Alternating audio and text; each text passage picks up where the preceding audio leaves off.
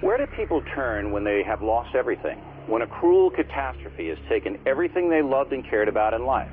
Where do they turn when they're in despair? Oh, night party rock!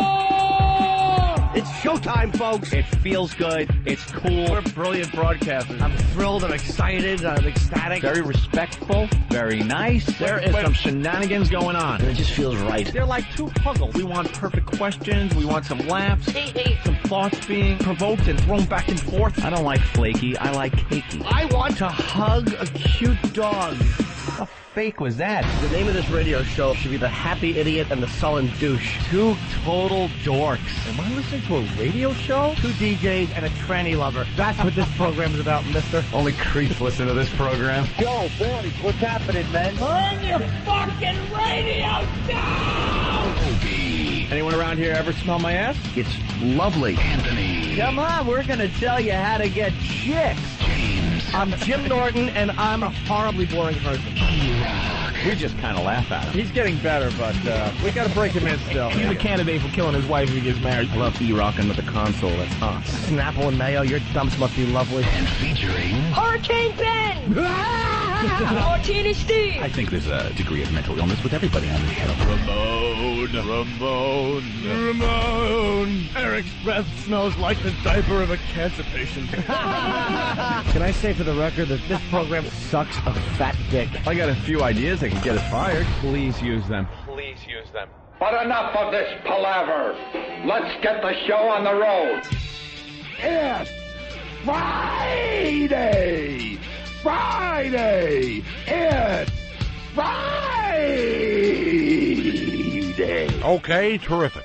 Let's do it! Shut up and sit down, you big bald fuck.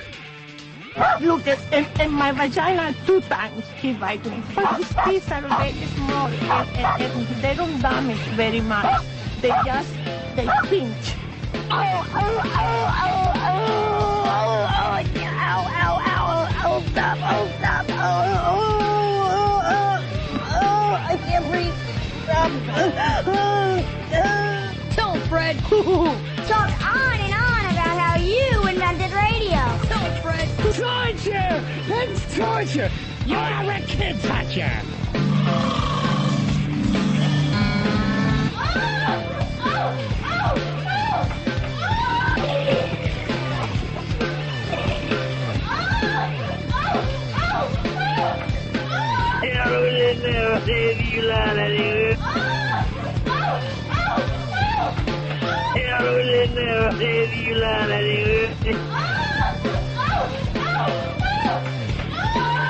You're a filthy whore!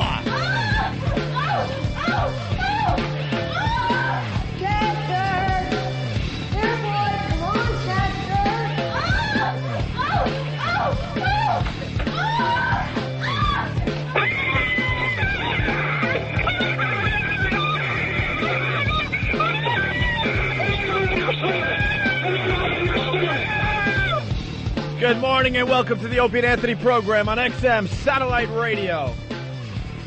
The only virus spreading across America. That's better. Wow. I guess it's Ronnie from the Ron and Fez show. He must crank these headphones up too. Well, we got a lot of Holy deaf jocks Jesus. that work around here. I'm deaf. I guess Ronnie's deaf.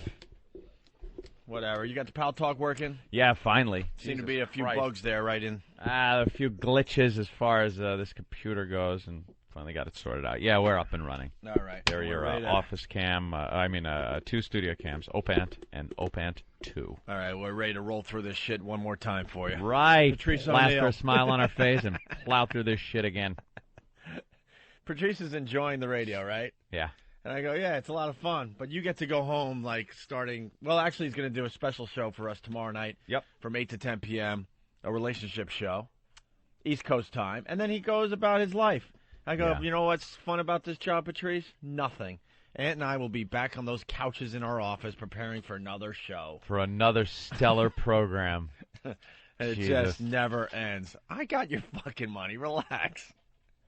Look at the look on his face. That is the only thing he is concerned about right now. And I got to tell you, Try to fucking me too. giggle your way out of my fucking money, white boy.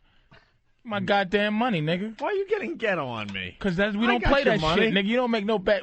That shit should have been the first thing come out your motherfucking pockets. Now, I'll give you that whole, hey, man, let's do it on the radio, fucking mumbo jumbo. I want my goddamn money, and I should get double for telling you exactly what this fucking country was going to do last night and why they did it. Now, wait. I also get my money, and I'm not asking for double.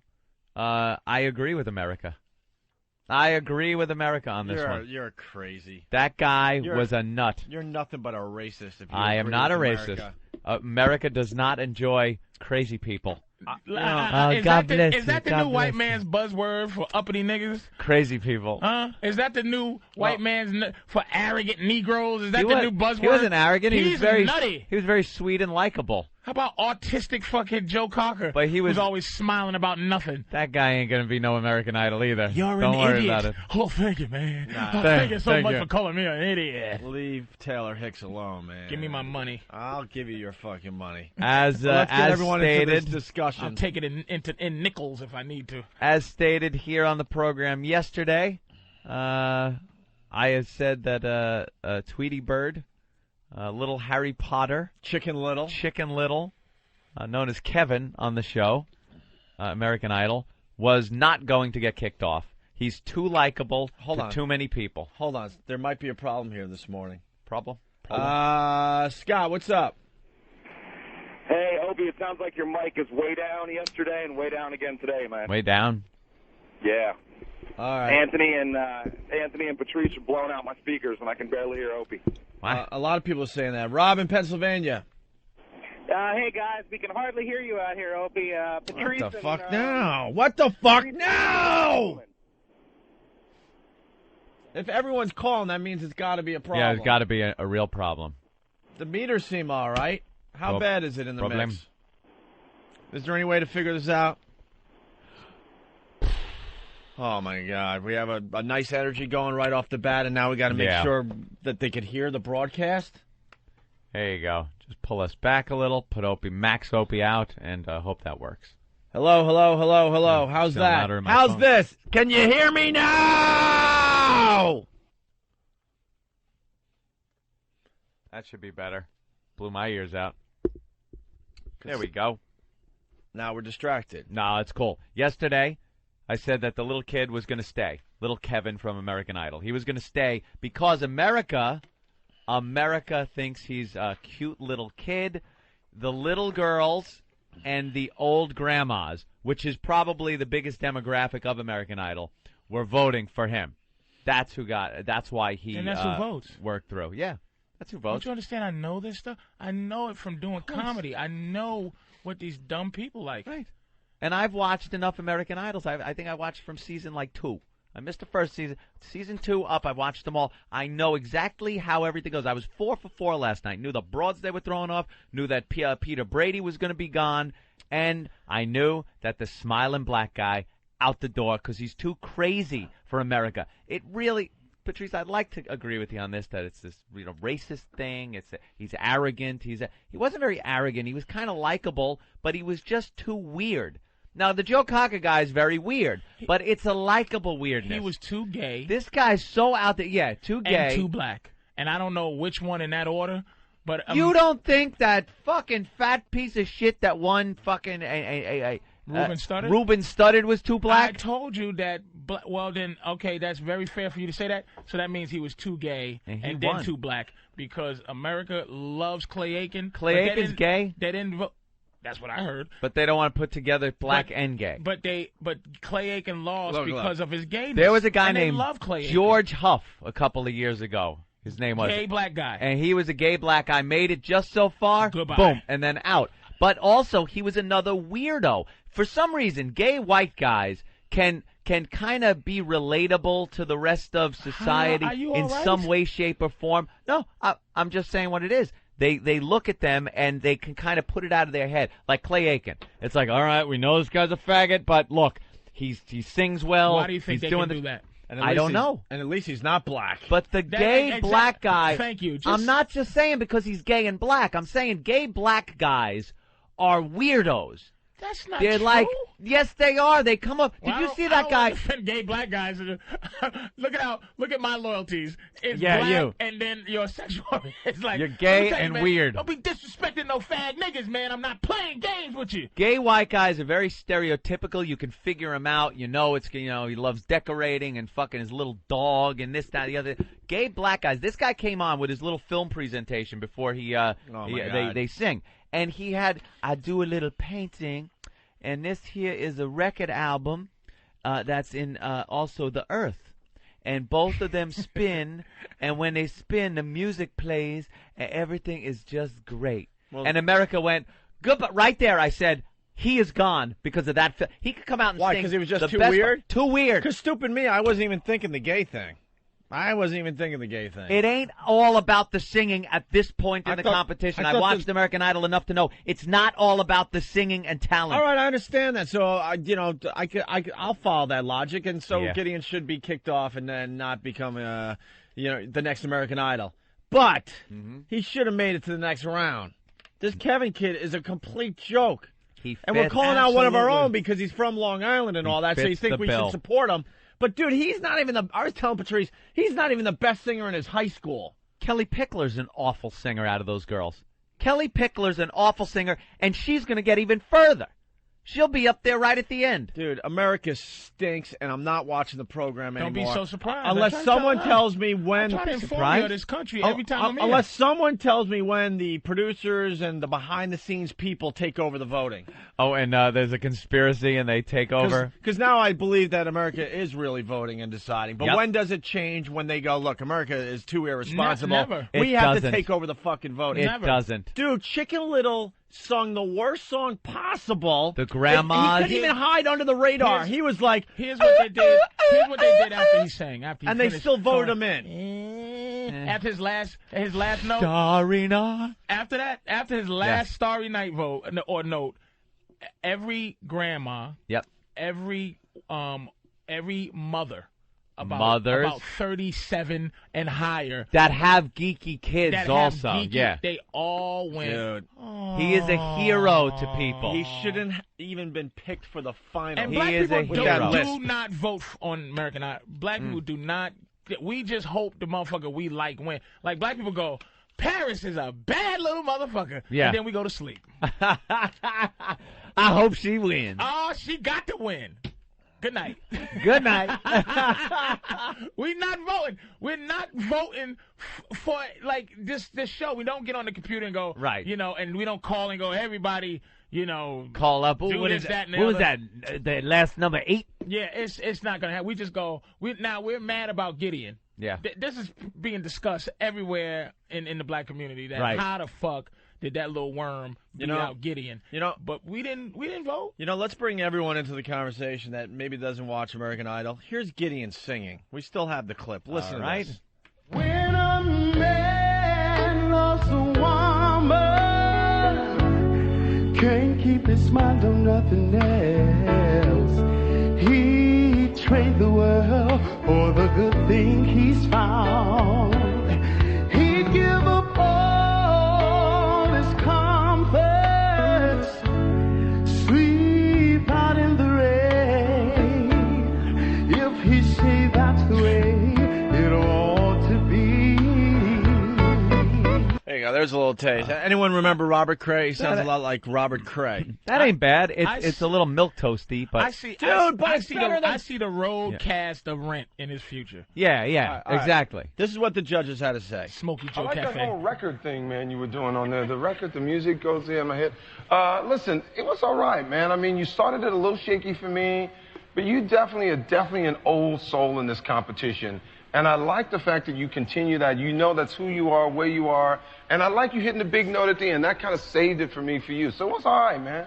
Thank you did you. your God thing. bless. Nice way to start the show tonight. Thank you. God bless. Totally agree. You are a unique sort in this whole group of contestants. And the throwback to your style is amazing. Even when you start with your showmanship and you flip your jacket back and you know exactly what to do. You choreograph how you're going to move, how you're going to be, and you're a true showman. I think you're fantastic, and you're needed in this competition. Thank you.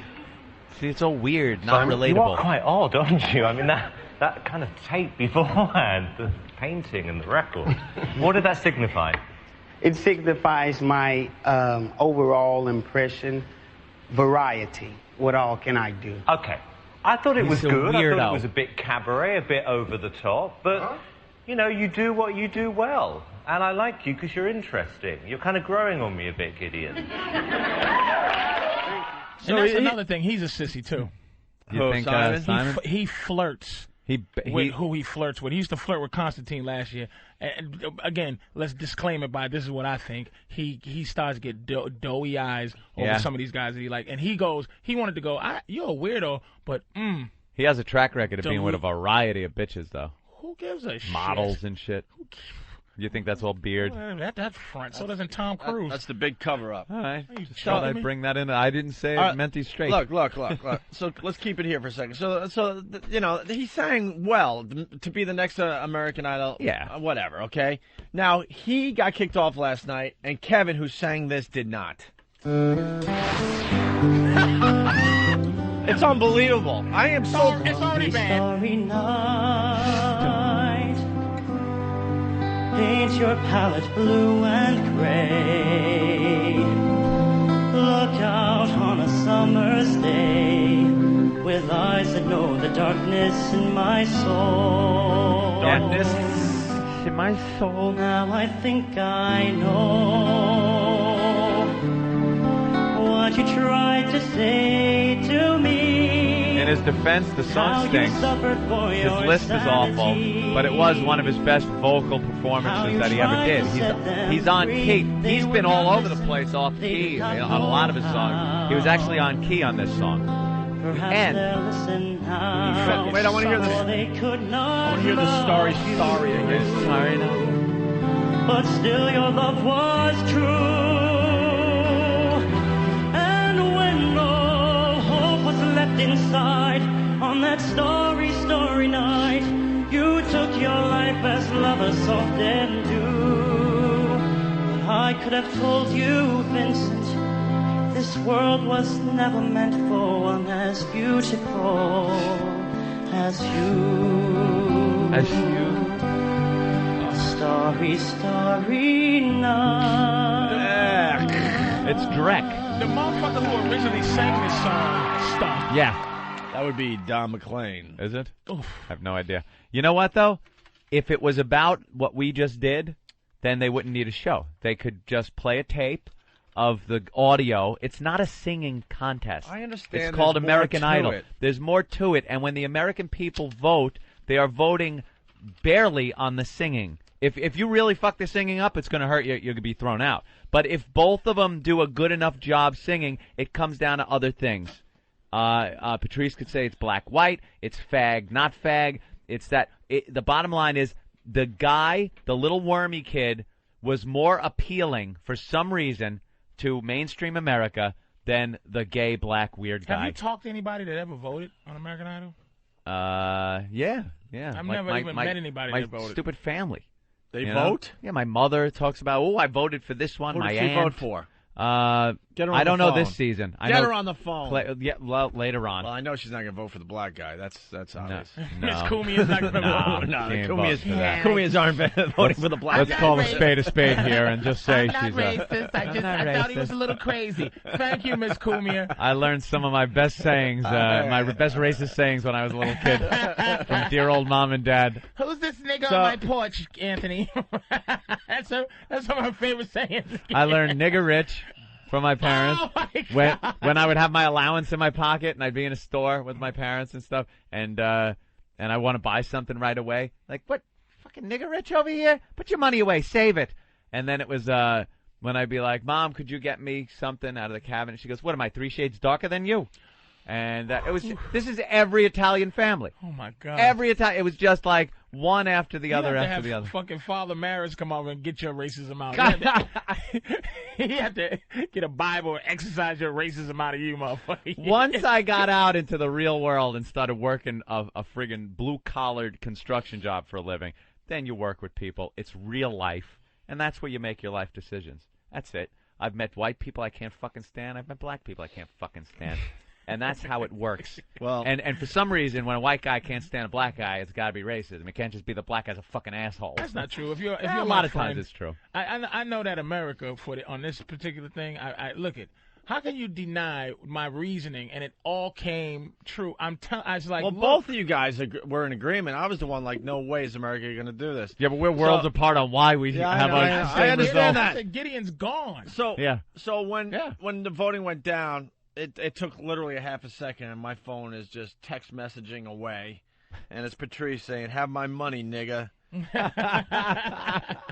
I mean, like Gideon, like you're gonna get hurt. Yeah, like Gideon wasn't even off the stage yet, and he pushed send. That's a scary text message to get. Give me my money, nigga. Oh shit! Like he had this already. American Idol. He had this already written, and he was just waiting to push send. So then I attempted to write Patrice back, but this freaking Pebble phone that I got, I don't know. It's set to type in Japanese. It's set for Jap. I saw some Japanese words coming out of that thing. So I was writing Patrice back, and I had no idea I was writing them in Japanese. Yeah. And then I finally figured out we had a little back and forth. And then Patrice. Have my yen, bitch. And then, then Patrice said it all with this text message. Hooray, America. Black, charismatic, sissy, unacceptable. Little, talentless, bird body asshole that reminds them of Harry Potter, treasured. Yeah, very good. He looks like a little Harry Potter type thing with the glasses. They love him. And America loves him. Thinks he's adorable. And he'll go, all righty. That's there right. it is. And don't throw it with disrespect. Oh, I'll throw it right at your big head. There it is. You fold it up and you put it in my wallet. Oh, yeah. That'll happen. You fold it up and stick it in my fucking wallet. You're lucky I don't take this under protest. That's it. I have faith in the American people. Now we can function as a team. Next week's going to be a little rougher. Yeah? Yeah, I think. No, it's not. I'll pick it right now, too. Bucky's going. Yep. Bucky's gone. And Kevin. And oh my God. And Kevin? Dude, I'm not sure about Kevin. Oh, it's a toss-up right now between Kevin and the other guy with the bald head. What the hell's his name? Oh, not the rocker guy. The guy that looks like an elf. Yeah, he's kind of weird. Got the hearing loss he talked about the other day. I forgot his name too. But toss-up between Kevin and that guy. Ready? Yeah. I'm gonna make a mind-blowing synopsis. All right. And we can bet if you like. Okay. America finally gets rid of that fucking autistic retard Taylor. No way. No, they love him. He fucking goes. $20, he doesn't go next week. Taylor is out. All right. Bet's on. Yeah, $20, Taylor is in. Out. And it ain't that a dark horse. motherfucker, let me tell you something. Nobody likes Taylor. There will be 3 guys left. He's going to be one of them. Absolutely. 3 guys left. He will be one of them. I'm going to explain how it works. Am I going to get my... I'm going to give it to you. I'm going for my 20 back. You going for it? I'm in on the bet, too. Taylor Hicks stays. Let me tell you something about what's going on. You vote for your favorite. Yeah. You don't vote. If they voted for who they think should go, right, you're not voting people off. It would be a different show. Right. True. That means I would bet that Kevin would go because people would go, get him out of here. Yeah. But the fact is, people that needed to vote for Gideon did not vote for Gideon. People who needed to vote for the good-looking, the Italian-looking kid, whoever votes for, they voted. 25 million little girls voted for him. Then the second most amount voted for the rocker. Then the second most. Taylor might not have been the. People aren't liking him. I feel it. I have a sense of this country. I don't know. They are loving him. They are loving him. I'm seeing it completely different. It's something not genuine about that horse shit he does. He's a weirdo. He's not Forrest Gump. It's like it's a play. But American people aren't you, Patrice. You're a very streetwise and sharp guy. American public, very stupid. They're buying his act. Even if it is a complete act and he's playing off this lovable, weird kind of quirky guy, America will love him. He took it to the streets the other night. Come on. Taking it to the streets. Do you see what you just did? Who's enjoying that shit? Everybody, bro. America. Everybody. America is enjoying that. With that dry hair, that fucking gray straw. Yeah, It looks like it's fire. It's like what they call it? It's flammable. Yeah. It looks like mattress stuffing. Oh, he's got straw hair. Mattress stuffing. Hey, listen, let's go to Julie in Massachusetts. Julie. Hey, what's up? Hey. I was calling. My stupid skank of a sister voted for that Chicken Little guy 178 times. Holy shit. That is the problem. There you go. See? You can vote more than once. And they're bragging last night that they got 47 million votes, but they don't tell you that a lot of people are voting more than once. They can vote for more, more than once. What's the significance of 178 times? Like she just stopped at 178? Yeah. She doesn't have a man in her life. I think that's her problem. And Wow. she likes little boys. How old is she? She is 25. All right, she's a sick woman. Get her But what's help. the number? What's the number? Like, why not 100 or why not 200? 200. I don't know. I watched her do it. She did text messaging, and she, and she used her friend's cell phone and called. And she just has no life. I like Chris Daltrey, the bald rocker guy. She likes that. That guy's going to be right there as the winner. It will be. I think. Him and Big Mama. Yeah. At the end, you're going to see him. And Big Mama? And Big Mama. Those, I think, are going to be the last two. I agree with that. Fred in Brooklyn. Yo, what's up, guys? Hey, Fred. Hey, when they showed those little stools where the last final 12 were going to be sitting, yeah, and when they chose Mandisa as one of the final 12, I couldn't wait to see that head. And it just poured over the that scene was like a butt plug for her. Dude, one cheek was able to sit on that stool, and everyone had to move from both sides of her. I know there's a lot of guys. Balloon on a golf tee. It was fucking crazy. It just poured over the side. Now tell the truth. Aren't you getting a little bit like in a fetishy kind of way? Don't you want a piece of Mandisa? Oh, there is nothing good about that. Nothing. Ask my man in Brooklyn. Doesn't he want a little piece? Tell the truth. Nothing there on that one. Not even a piece of Mandisa. Not even to try to climb up in there. Nah. No. Not even a drop of Mandisa. Nah. Our guest is here. By the way, Ryan Seacrest is always attacking Simon Cowell for being too mean and all that. Oh, of course. And anyone else notice that Ryan Seacrest's whole job last night was to try to make the people that were getting kicked off to cry? Uh-huh.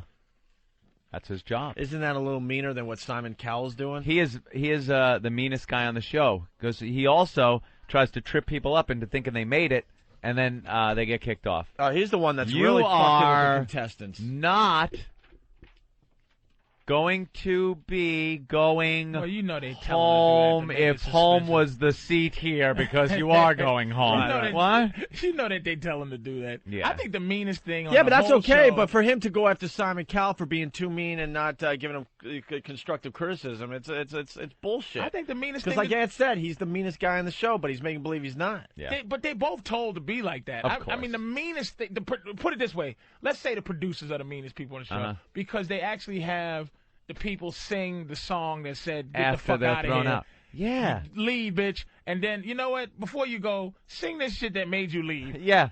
But now sing it worse because you're fucking all emotional. Because you're crying and shaking and don't care anymore because there's nothing in it for you. Right. Sing the lousy song.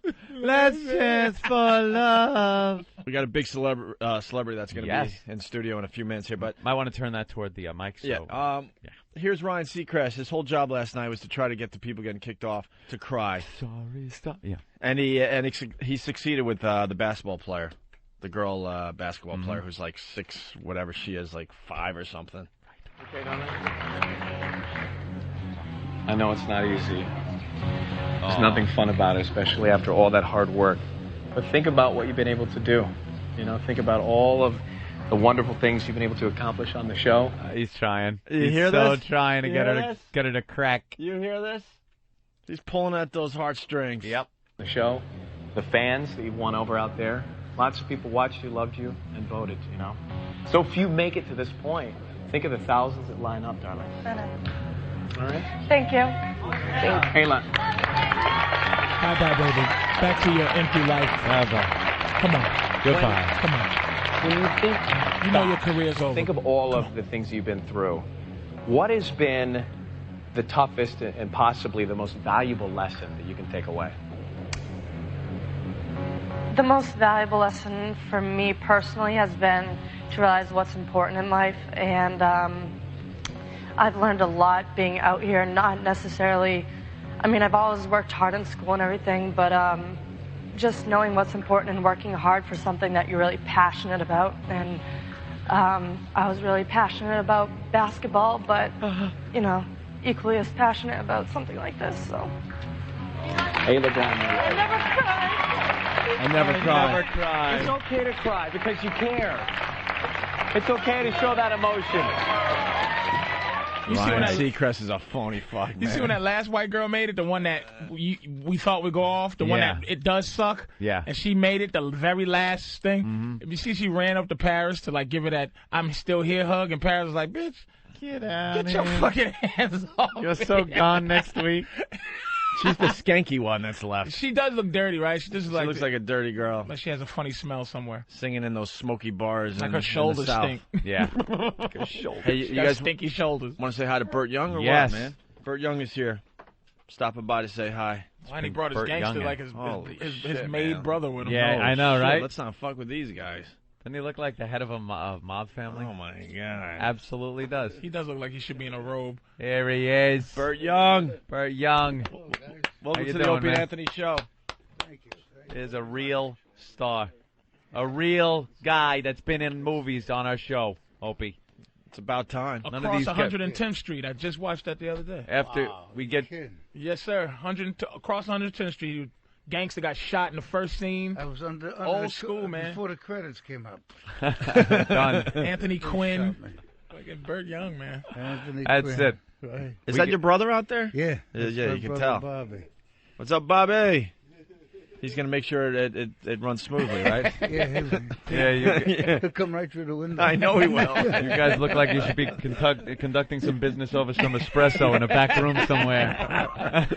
We have. I don't doubt it.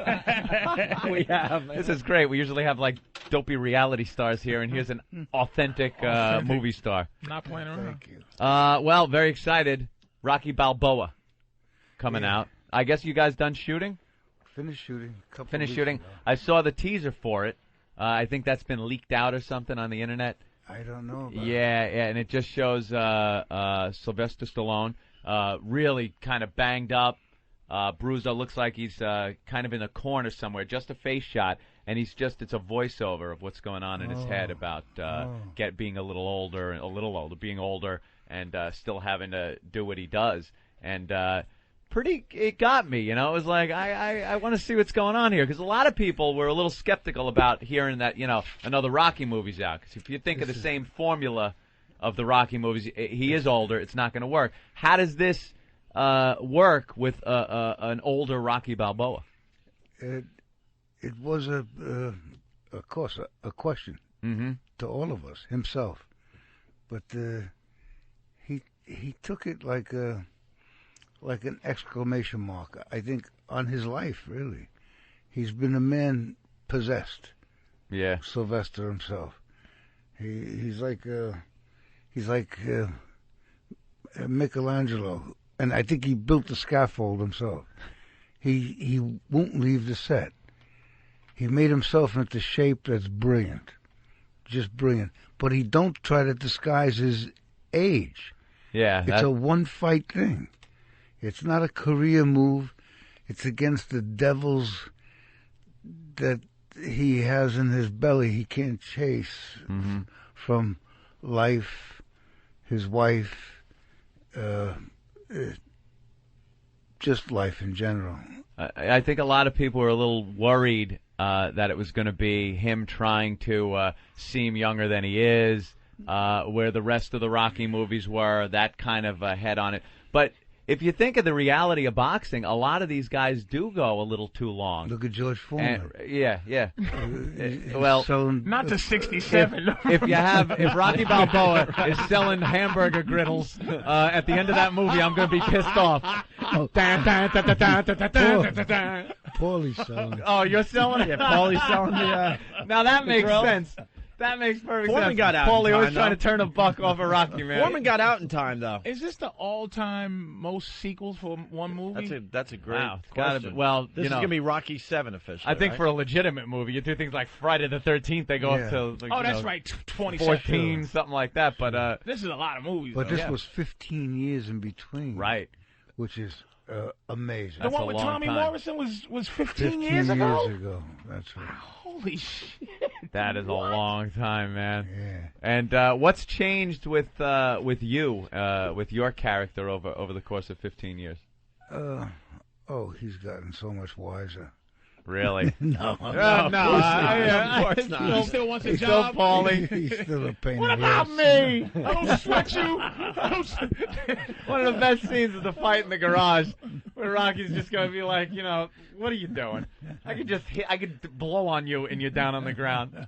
Rocky 3, best one. Without challenge. Yeah. Mr. T. Mr. Rocky T. 3. You like best you liked Rocky 3 the best? I like that one. I like one. You have a favorite? 1 and 3. One is I think you got to give one the best because it really set the I whole don't even thing count up. one because it's like Jaws and then something else. Right, and then all the rest. It is what it is, and then the rest, out of the rest, it's 3. 3 is just, oh my God. If you watch anything with the longevity of the Rocky movies or even a sitcom or something, you notice how the characters from the beginning kind of evolve into something a little different toward the end of it. And that happened with the Rocky movies. You watch the Rocky character, Talia Shire playing Adrian, her character in the first Rocky, and then as it progressed on, you really saw a change where it was a little unrealistic, especially as far as Adrian went, where I think they did a goof on it on Saturday Night Live years ago also. She's all mousy and wearing the little thing, and then at the end of the fight she comes running out in a dress, and she's got all this confidence and everything. But your character's been pretty consistent through the movies. Well, that's because I'm simple-minded. I can't expand or, just Paulie has his own fun, his own wants, but they're limited. This here piece that he made now, which is exciting, is that the spirit of her sort of motivates both men in different ways. Was that a conscious decision to kill the character off, or did Talia say she didn't want to do it, or because it seems odd to have such a major character like that? I won't even say that she was killed off. All right. Don't all right, I'm ruining things for everybody. No, that's okay. Just what I've read on a little thing called the internet. You might want to wipe the slate clean of this internet thing. She pops up as a ghost. Yeah. Because the truth is, she's still alive. So much. She peoples the whole film in one way or another. They're wrong. Wipe it off that goddamn. Wipe it off the whole goddamn internet? It might take a few minutes. He's going to beat up that computer. Get to it. I think it might be good, though, for Rocky, because for once she can't turn around and go, you can't win, Rock. Right. And he could turn around and go, Jesus Christ. Yeah, how about there was so many times how about she you was, be an optimist for once? Could you get behind me from the beginning of the movie here, lady? He goes, is that what you want to hear? All right? Is that what you want to hear? I'm scared, all right? We're all scared. And then it works out and he kicks some ass. I love the Rocky movies. Talia Shire always makes him kick ass. Yeah. Rocky, you have a family. It's time to quit. I can't quit. It's all I know. It sounds like he was watching a movie. I love the movies. I catch him. It's, any of the Rockies are one of those movies where if you're going around the channels and you see a part of it, you gotta you gotta stop. There's not you one. gotta see There's what's not going one on. you don't watch. I hate Rocky 5. I've seen it 10 times. Yeah, I gotta watch I've seen that it one 10 times, but I hate Rocky 5. Crush you. But I've seen it a million times already. It's But you know what you're gonna get a great kick out of? You're gonna find in this movie. You're gonna find a fella that. You remember the first one, the first ugly fight he had with the Spider Rico? He's in the movie. Really? Now, we found him.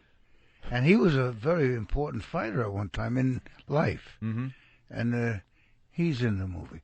The whole movie, Rocky Balboa, is peopled with people from 35 years ago that we worked with. 35. That's when the first Rocky came out? Yeah. That was 35 years ago. And so it's like shocking, you know. It first of all, they got old looking. Now, what's the guy's name? One of the great secondary Italian actors. It was in every movie in the 70s. I loved. He played Cheech in The Godfather. In Godfather, he was yeah. in the original Rocky. Is he still around? He was guy? one of the guys that wanted Rocky to be the leg breaker. He was good. He died. Oh, he's not around anymore? A long time ago. Love that guy. A talented actor. Yeah. He was in The Godfather. He was in Rocky. Always played a gangster type. I'll get his name. I'm bad. All I know him is Cheech from Godfather. Yeah. It's like, and I was just wondering because some of those characters that are in there. Is the son in this one? No. No son? No. What's your take on Italian actors? And because some people get a little annoyed at the portrayals of Italian Americans as actors and the mobsters and stuff with the Sopranos, things like that. Sopranos starting up Sunday. He again was in the Sopranos. And I'm an Italian, and I think it's great. I love it. I love that portion of the whole thing. I like the mob movies, but there are some people that get upset with that. How do you feel about that? Sometimes they're just portrayed as mobsters. Well, you got you got talented actors, talented writers, and not. Sopranos, I kind of look at as an American Shakespeare. I think they're careful. I think the plots are as deep as Freud in many cases, with exciting background. This fella David Chase, who produces it, is a perfectionist. He watches the extras being hired. He watches everything. He can't let a thing go by. Yeah. And the whole company is proud, hospitable, warm to work with. Some are shoddy, other movies, and you avoid them. But there are people that are there are Italians that are out there that actually don't want these movies made. They don't want Italians portrayed as gangsters, and it's part of history. I mean, what are you going to do? I want to see everybody portrayed in a negative way. I don't want to see anyone portrayed positively. It bores the fuck out of me. Isn't that boring? Even black movies where let's go see Poetry on the Mind, starring everybody. I don't give a shit. No, you want to see sideways guns. I want to see somebody get shot out of a window. Getting ganked. I don't want my Italians being Moonstruck. Make me throw up. I want to see some dude tell me he's gonna skull fuck me. I want to see that. I don't want to see every Chinese Yakuza. I want to see Russian mob. I don't want to. Who wants to see? That's the exciting stuff. Yeah, right. Who cares about you? Yeah. The fact that we're good to people and then with the boob. I don't give a shit. I don't care. That's for regular life. Keep your nice, right. Keep your niceness and treating people well for regular life. In my movies, I want a little action. That's what I want to say. Okay. Yeah. And Bert's an artist, by the way. You're in Really? town doing an art show? Yes, I paint. You paint. Besides houses and walls. Walls a little bit. I'm a pretty. What would you consider yourself? What type of style of painting? Abstract landscapes. What do you do? Abstract landscapes.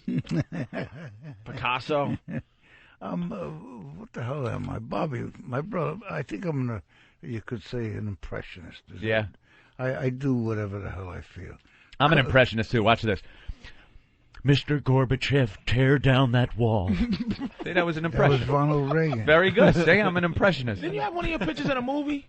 Was featured in a movie at some point? I don't know. Was there one dog looking one way, one dog looking the other, a guy in the middle going, what do you want from me? Motherfucker, that's what I was thinking. Are you kidding me? I swear on my From mother. Goodfellas? I thought that you painted the. He's like, what are you looking at? We were at Pesci's mother's house eating pasta. No. And they showed a painting. You thought that was Bert Young's painting? That was Bert Young's painting. You don't think in the credits there would be a thing that says, and Bert Young's painting? Why did you say that? Because that's the only fucking painting you would know. What, last time you were at the Louvre? Get out of here. Oh, the Louvre. Yes. Yes. The Louvre. The Louvre.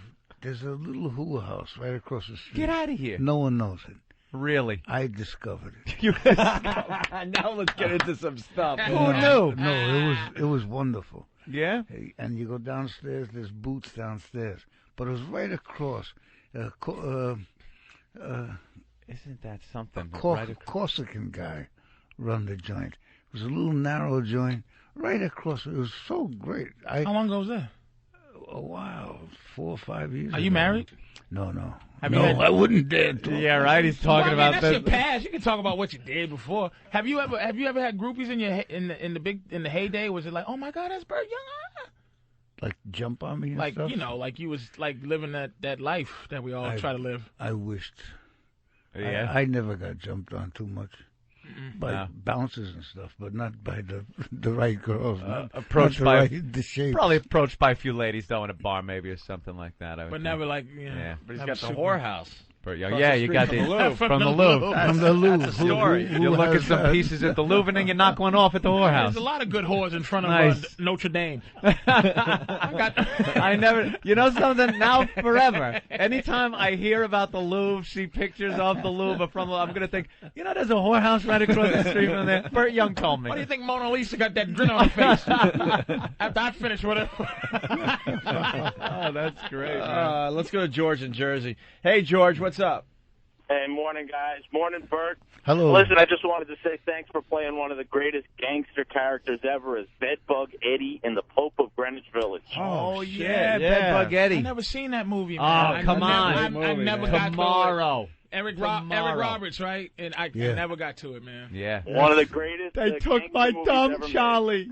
You want to? Right. Do you want to hear? What's your first name again? George. George. Yeah. Yes. That was supposed to be James Caan and Al Pacino. That was how it was originally tried to be cast. And that movie was cast perfectly with you guys. As it turned out, it was perfectly cast. Yeah. Yeah, let them do other movies. Thank you. I'm strong. Thank you for your care. That's awesome. They poisoned me in that son of a bitch. Yeah. Yeah. That was a good movie. That was a good. Oh yeah, a lot of good quotes from that movie, right? Yep. Who was the other guy that was in it? one. James Russo was in it, right? Is he in there? No. Mickey Rourke. Mickey Rourke, Eric Roberts. Yeah. Julia's brother was in Yeah.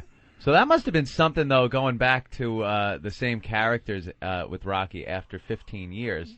Did you have to catch up? Was a lot of just, because I know some people I hook up with and you could just start a conversation again like it was yesterday, and other people you kind of grow apart from. A lot of people on the cast, though, you still familiar with? Have you kept in touch? As much as everything.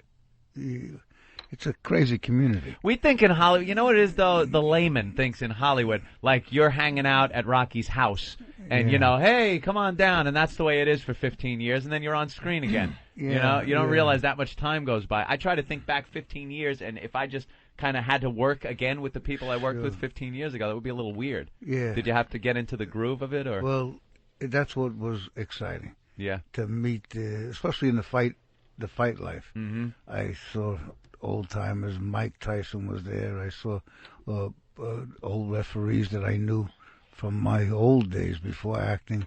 Wow. And that was exciting stuff. You used to box? Yeah. Wow. Yeah. And he kept everybody.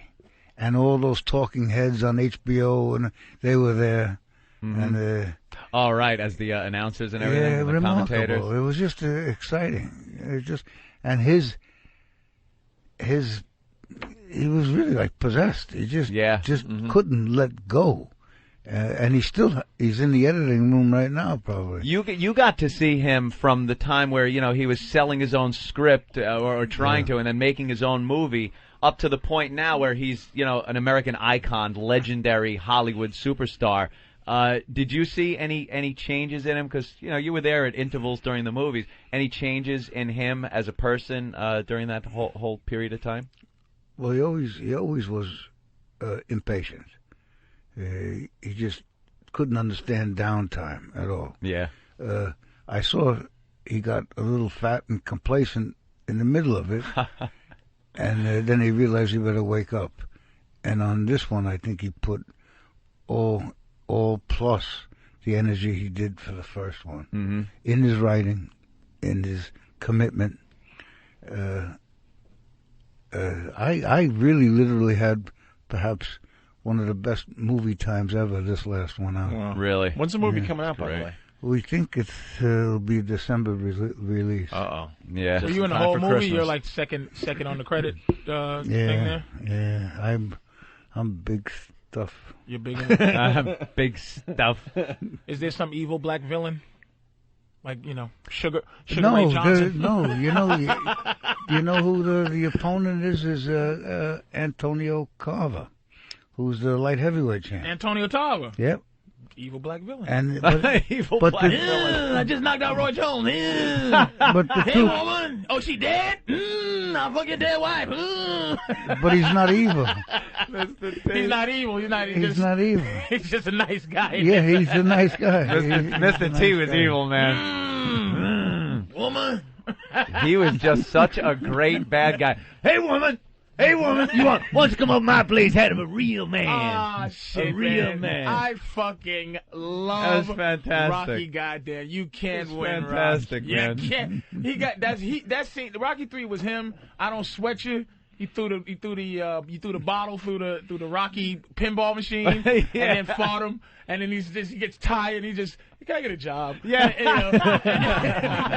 Rocky's like, oh yeah, Yeah, I don't know. good. I got dignity. And then Hulk Hogan, all my love slaves out there. Thunder lives his hair in the flesh, baby. Yeah. And it was a great movie, man. I really love Rocky 3 to my heart. Yeah, that was. Let me give that's a great one. you the pinball. The end of the pinball, I end up in the can, and he bails me out. Right. Yep. And he had given me a watch. Mm-hmm. And but the watch was a Timex, and he gave gold Timexes to Rocky, to the producer. They didn't give me nothing, and so I was supposed to say, I don't want your lousy Timex watch. So I took it off. Says, I don't want your lousy X-Lax watch, and they had to keep it. They left that. That was a flub. It was no flub. I did it on purpose. Oh. and Sylvester gave me a Cartier. Oh wow, that's the one right there. Yeah. Oh my, that's a gold Cartier. Yeah. Can you nice. read? He wrote in the back. You need bifocals to read it. Oh my goodness. Hey, that's pretty cool. You're brave giving that to Patrice, No man. kidding, man. Yeah, I'm watching. He's a big guy, but he can run real fast. My brother. Fucking, what's his real name? Jerry, what are you fucking out of your mind giving that nigga your fucking watch? Did you lose it? Did you get punched in scene 12? How you? His brother's eyeing you up, though, man. Love Sly, man.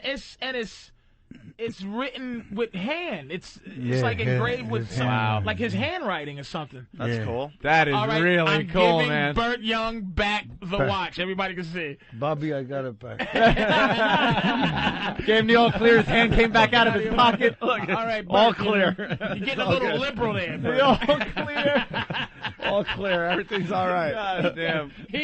Look, he's giving you the thumbs up. Everything's okay here. That's a beautiful watch, man. A gold Cartier, is nice. man. Yeah, Serious business. That was from his own pocket. It was nice of him. Well, Bert Young is here to promote his art show. The U.S. debut is what, here in New York on March 10th? That's today? Yes.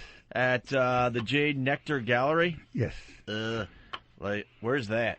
That's we don't really go to art museums a lot. Well, you guys should show up.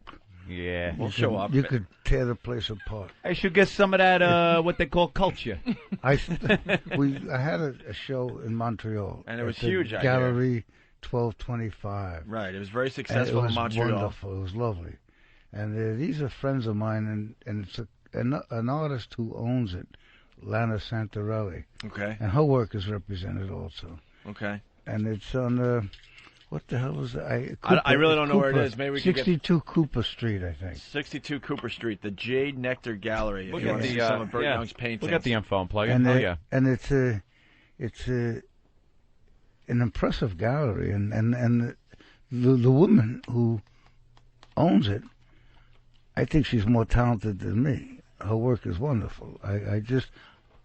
We were friends for many years, but I just really saw her work, and it was exciting for me. Are you selling it? Like, yeah, sure. That's the point. Is that the point of galleries? Why not? Okay. Well, I really want people to say, "Oh, goddamn, he paints. He's an artist." I like that feeling. I like to go into a way and just do what the hell I want. No producer, no director, Just no, it's nothing you got to. I got a big empty house. Like, maybe I can use a Bert Young on the wall. You don't have to figure out what you like. I don't have to interpret your stuff. I can just see it. Go, okay, that's a shark or whatever. Yes. I don't have to go some 2 lines and it's like, wow, I fit. It's actually art. No, you got the eyeballs all in the right place. Yeah, that's what I like. That art, you know, I like that. I'm not deep enough for that. Yeah. Great. Are you going to be there all day, Bert? Yeah. What time are you going to be there today? I'll try to be there 6 o'clock at night. They're gonna probably feed me. Okay. And the folks, Amal from Montreal are coming in, and like I said, we're all friends. Right. So this should be. I'm very excited about the whole thing. That's and then great, man. Meeting this goofy room.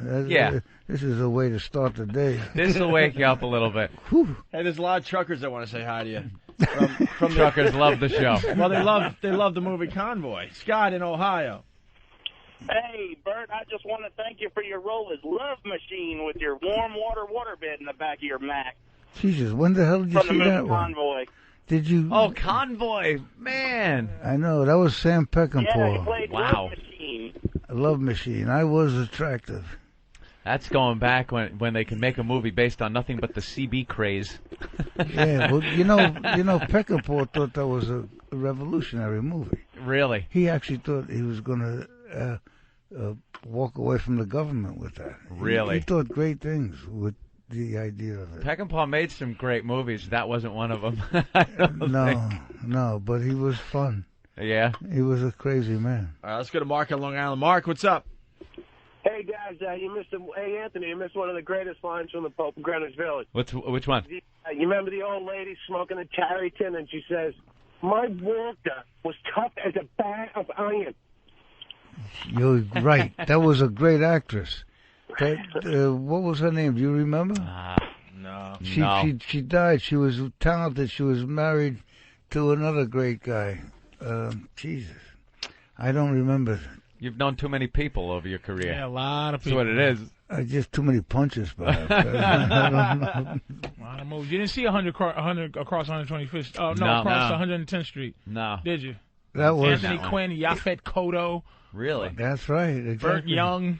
That's wild. That was. I have to check that one out. I was I was doing numbers at that time, so I was on the phone.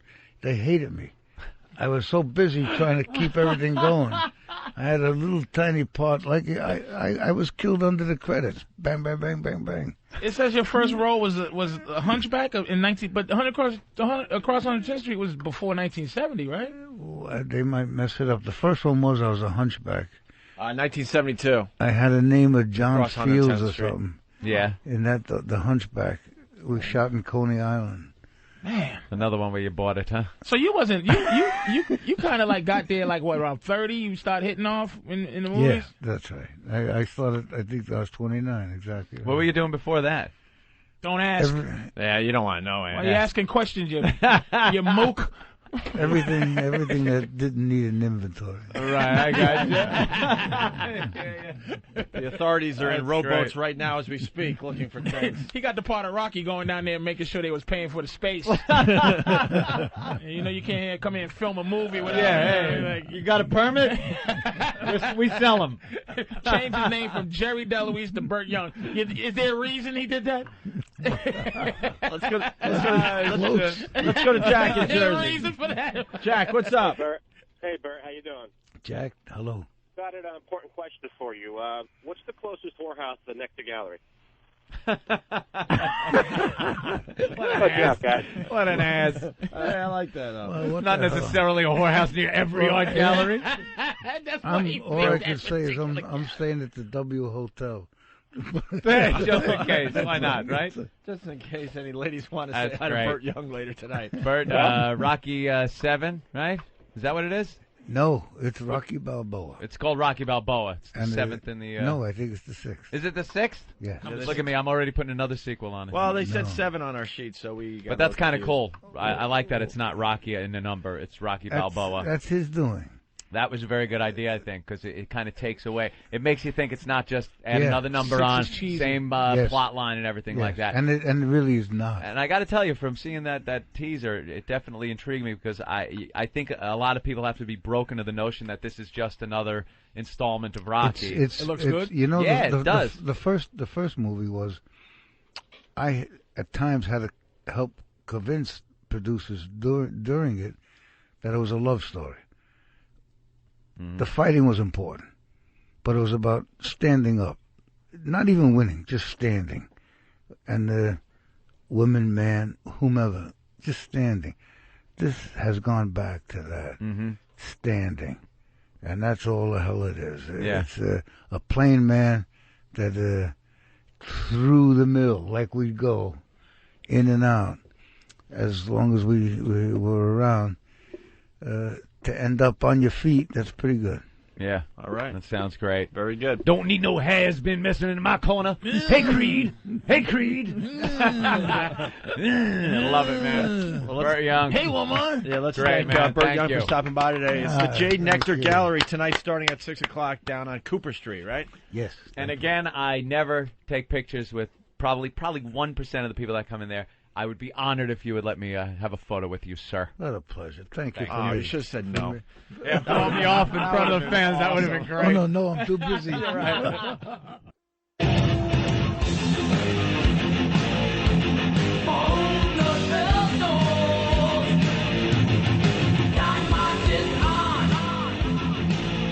At this time, we have no comment. We're back with the Opie and Anthony program on XM Satellite Radio. Is that official? No comment. Cannot comment at this time. I hate other people's kids. We interviewed her on our show earlier this week. Yes, we did. And now she's on the Today Show. On the Today Show. Look at that. Although that's not her. Lost a lot of weight. But Yeah, they what did happened? show the one we interviewed. Yeah, they showed her in some kind of nursery. All right, we're going to get the audio. See how the interview went with her and see how it differed with NBC, Today Show, and us. Like Patrice said, I bet you Matt Lauer's not going to be talking about her empty uterus. Oh, so maybe. I hear that you can't have kids, and so you have no uterus. None. Can I move in? Can I move into your empty lot of room? Let's talk about how many Twinkies you've eaten. No fat jokes and no empty uterus jokes. I was eating a pussy. Matt Lauer. I said, geez, you got a big pussy. Geez, you got a big pussy. She said, why'd you say it twice? I didn't. So she told me, she spread her legs and told me to put a hand in. So I did. And then she said, now put the other hand in. So I did. And then she said, now clap. And I went, I can't. And she said, tight, huh? All right.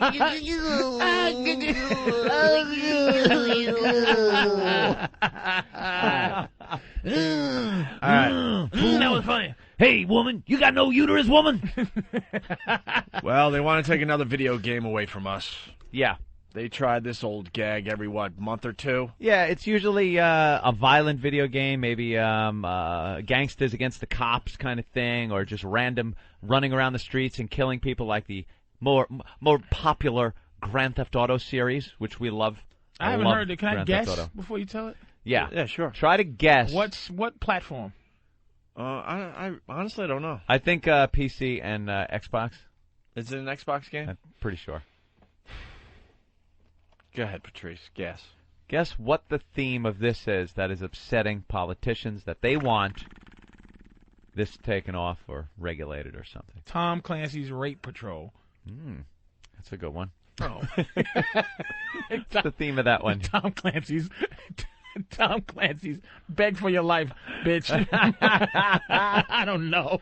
Who fucking knows? I thought it was this one called Bullets or Black or something. One called Black with just bullets. Black on the is front. out, yeah. Maybe that was it. Black is getting a lot of heat. Just because it's violent. Good game, a lot of violence, a lot of fucking shooting in that game. The game is called Text Messaging Chinese Girl.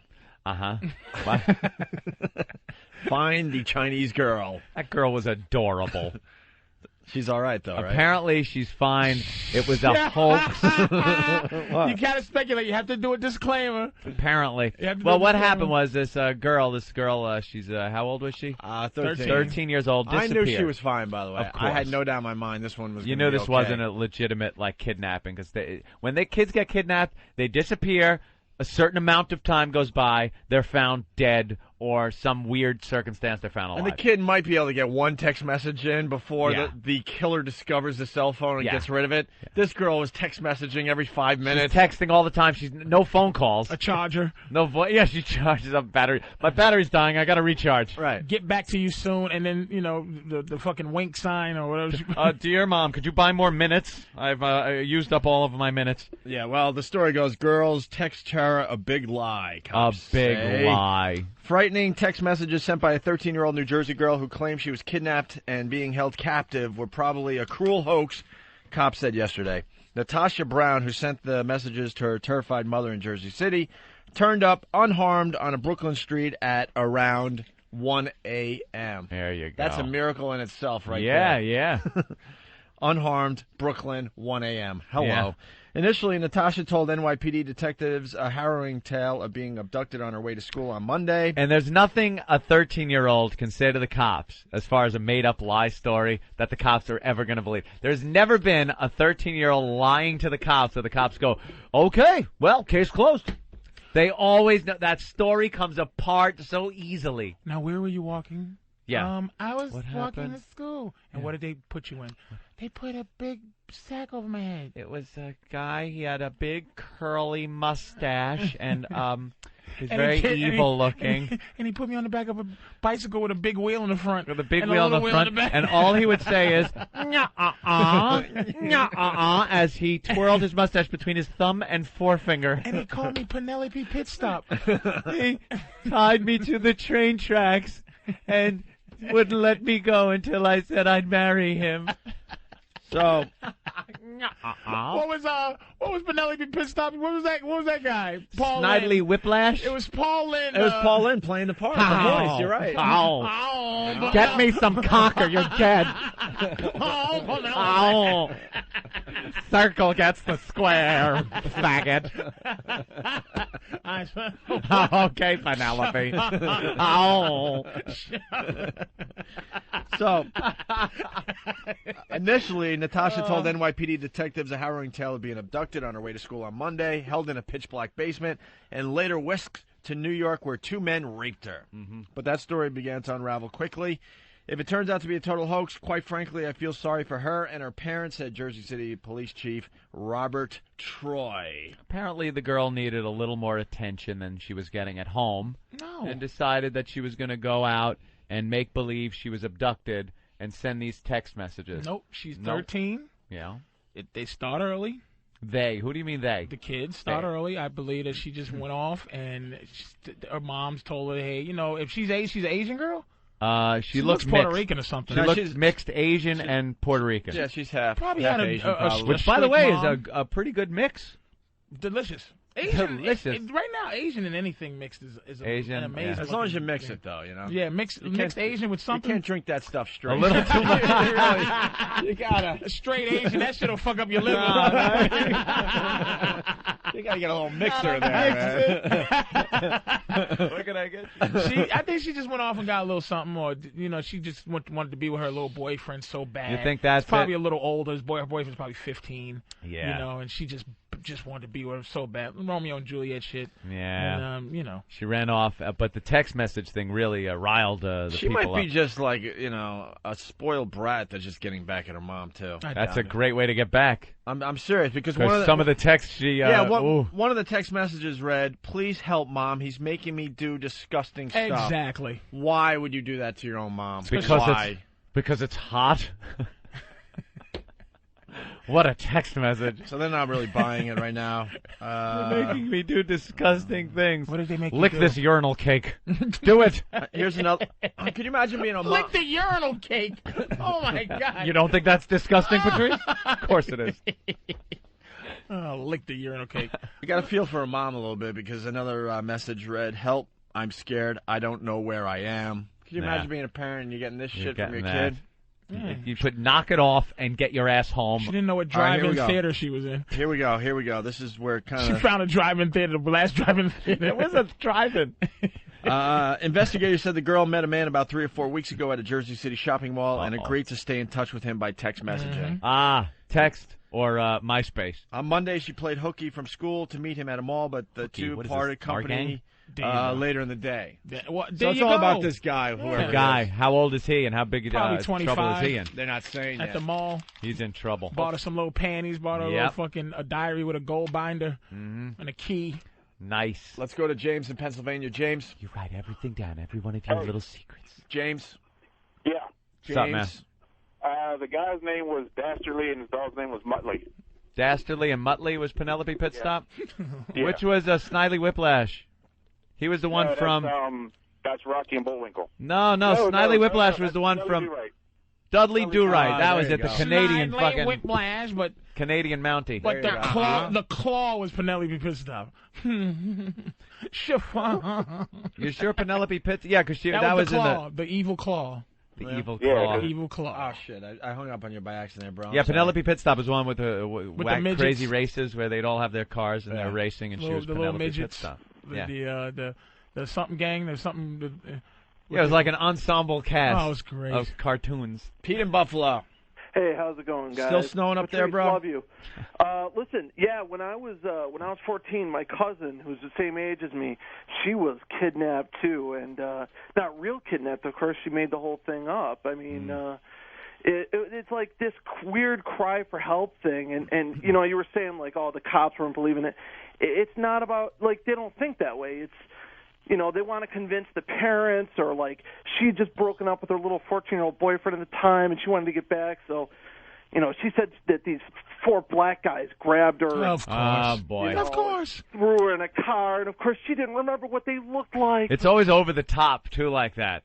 Like, when does that ever happen? Like, the cops will be like, you know, 4 black guys grab this little 14-year-old white girl, throw her in a van. You got to give credit to the cops at this point. They're onto that gag. Oh, please. They got to be onto that gag. She actually took a knife and, like, cut herself, like, on her collarbone and said they were holding a knife to her throat, but it was, like, on her, it was so bizarre. Well, on the other hand, it happened the other way around with Tawana Brawley, where she was blaming cops and politicians for throwing her in a bag. Oh, that happened to her. Where she, what was scraped into her chest? I think they put nigger on her chest and spread some shit on her. Shut up, Patrice. Fucking asshole. Even you don't believe that. And she blamed it on the cops and some politician. And they shoved a plunger in her ass or something, right? A plunger and then shot her 32 times or something, 41 times. But she had, you know, 2 lawyers and Reverend Al behind her. The whole way. Even when the story fell apart, you know there was still, we gotta remember Tawana Brawley. Hey, can I challenge white society Please, on something right now? That's what it just popped in my head. Oh, boy. Ready? Challenge. Ready? Yeah. Here we go. Please. Another conspiracy theory from the black man. Can white people please name me more than one black counterpart to your fucked upness? Well, all right. Can you? All right. One counterpart. He makes a good point. The 85 fucking white examples of murdering your wife, can you name me a second Negro other than OJ, please? Well. Or a second fake rape black girl other than Tawana Brawley? Can you fucking please just once say other than the one fucking thing? Do I thing? have to bring up poor Reginald Denny, who got the brick over the head? Are you joking? That's the only time you've seen a white guy get his ass beat. You know why, Patrice? Because it's like pointing out the sky's blue. Oh, Do I have to say anything? Let me just open the goddamn newspaper and look at a black guy that wrapped a girl's head up in tape here in that's New alleged, York. Man. That's alleged. That is not. That they found fibers of his carpeting in his house on the tape that was wrapped around her head. CSI shit, motherfucker. CSI is on it. Nigga, I bought a carpet. CSI is on it, brother. The carpet in my house, I brought from a nigga that hangs them over a fucking a fence on Route 440. Yeah. You don't think another person has that? That doesn't you don't matter. Think there's a killer that has CSI. Colored Shenanigans Investigators. That's what they look into. Carpet fibers on tape. No, it's called cunt scene investigation. Come on, man. It's taking you bring place. out Tawana Brawley. We can bring out something that happened yesterday with white people, and you got to go dig back into the nigger files to find the nigger. Now that's a show I'd watch every Wednesday night. What about Sidney Poitier, where he was what? You know, Martin Luther King was quite a womanizer. Oh my God! There's always got to be something. I agree with you. I implore you. I implore you. Find a pattern that some black guys found missing on a boat. You just find ours are high profile. You guys, the high profile ones are a little limited, but on a daily basis, there's the B movies. I forgot. We got the B movies. Either in the Daily or the Post. Okay, there's a little picture of a little black girl. Yeah. Right. Just and again, not to get fucking 50 million people hating your guts, but this Mamet and the girl from Aruba. Yeah. What's her name? Who disappeared in Aruba? Some girl. But little caption of a little dead black girl, murdered. Nothing. Just maybe almost under where it says dailynews.com on the front page. Black girl missing. It's like, how can you help but think that if you're black? It's like, oh my God, I remember front cover of everything for the girl in Aruba was taking headlines from Iraq. Yeah. And there's people missing everywhere, but they make decisions. I mean, be honest with me. Just be honest. I'll be honest. Be honest and say, okay, you know what? We just find white life to be a little more important than black life. And I might go, okay, fair enough. At least that's the truth, motherfucker. But I've pointed act out. like it's not racist. Or I've not pointed fucked up. out the fact that there are plenty of missing kids, but for some reason it's the little blonde girls that get a lot of the attention when they're missing, and it's just on the news ad nauseum. And then a little black girl's missing. They flash a picture on a goddamn milk carton somewhere. Nothing. And nothing. Nothing. And you know something? I think that's. Do I think that's racist? I don't know. I think it has to do. I don't know. I'm being honest here. I don't know if it's so much racist or just the fact that humans. I don't think it's racist. Too I think are animals. I think for whatever reason it makes a better story, and that's why they go with it. That white girl is missing? Why does that make it a better story? For the people that are watching, I guess. But that's racist. Well, just say that. That would be racist. Just say in this society, just be honest. That in this society, they value a little white girl's life more than they value a little black girl's life. Just fucking say it, and it'll be fine. No, because here's the deal. People value their own more than others. And I mean black, Arab, anything. Every fucking day, every day I listen to the news, and I hear a bomb went off in Baghdad, 50 people were dead. Honest with you. I'll be honest with you. I could give a flying fuck. I don't care. They show the dead bodies, fine. I hear on the news, a roadside bomb blew up, 2 Marines were killed. Now I go, son of a bitch. That's 2 more fucking Marines got killed. Those sons of bitch insurgents got... It's more our own. And since blacks make up 10% of the population, there's 10% people that are very concerned about that black girl. 90% are going, it ain't us. It ain't fucking us. I would love to think... I can deal with what you're saying. See, that's what I'm saying. This is what that bothers me about this I don't think it's racist as much as it is animalistic. But what you're saying... The tiger don't care that a gazelle is laying there fucking bleeding. And that's what I mean by it just makes for an interesting story, by the way. It doesn't necessarily It makes for an interesting story to 90% of the population. That's what I'm saying. Or whatever whitey is. Now, if the news said that, I'd be happy never about say that. If the news, what is her name from Aruba? Natalie Holloway. Natalie Holloway. Okay, sorry. God damn, you gave me time to look it up. Yeah, from the Connecticut Holloways. But that during that whole stretch, the news was starting to feel the pressure. Yep. So they go, also there's a little niglet in Philly missing. Sorry about that. Did they put it that way? We found it. There's a niglet missing. Also, but we found a niglet because they didn't report it like that. Black killers, they ain't as good as white killers. No one.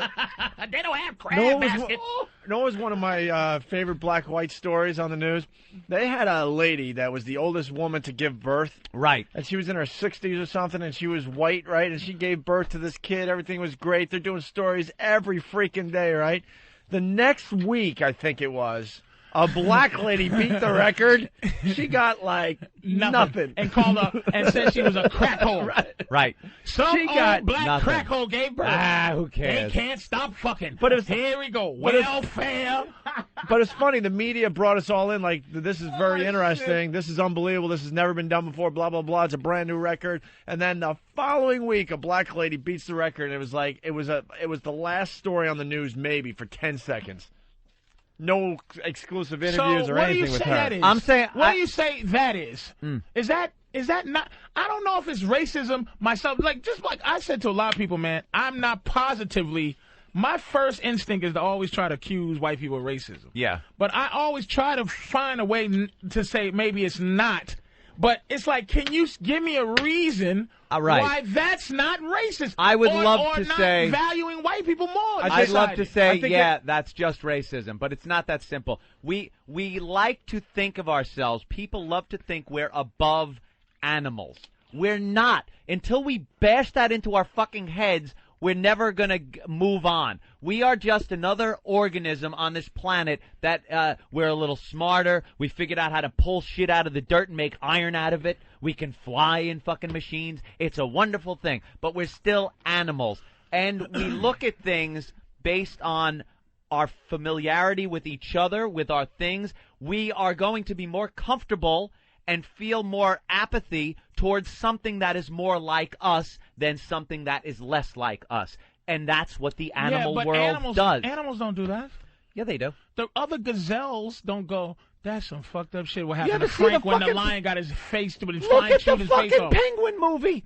They're looking at the dead little penguin baby going, Yeah, they're crying. They're not looking at the dead bird going, but they could give a shit about the dead bird. They care about We're their little animals. penguin babies. We care about each other. Do you think that Anthony's way onto something Do you think here. that black people gave any bit of a shit about Jean-Benet Ramsey in that whole case? Yeah, that's a bad example. That They was didn't one of those care things- about her. They Here's a did. privileged Because little we white know- girl. We know about it. You knew And- about and it. we do know about But it. was there this big outrage of people going, well, they got to find out that the parents are doing it? No one You know what? cared. That Jean-Benet Ramsey situation is almost as big as OJ. It's huge, right. And It's people huge. do care about that girl. That might have transcended it. The little girl in Florida with the pink little Kango hat. I'm gonna tell you who black people fell for. Who? That girl that just got on at the car wash.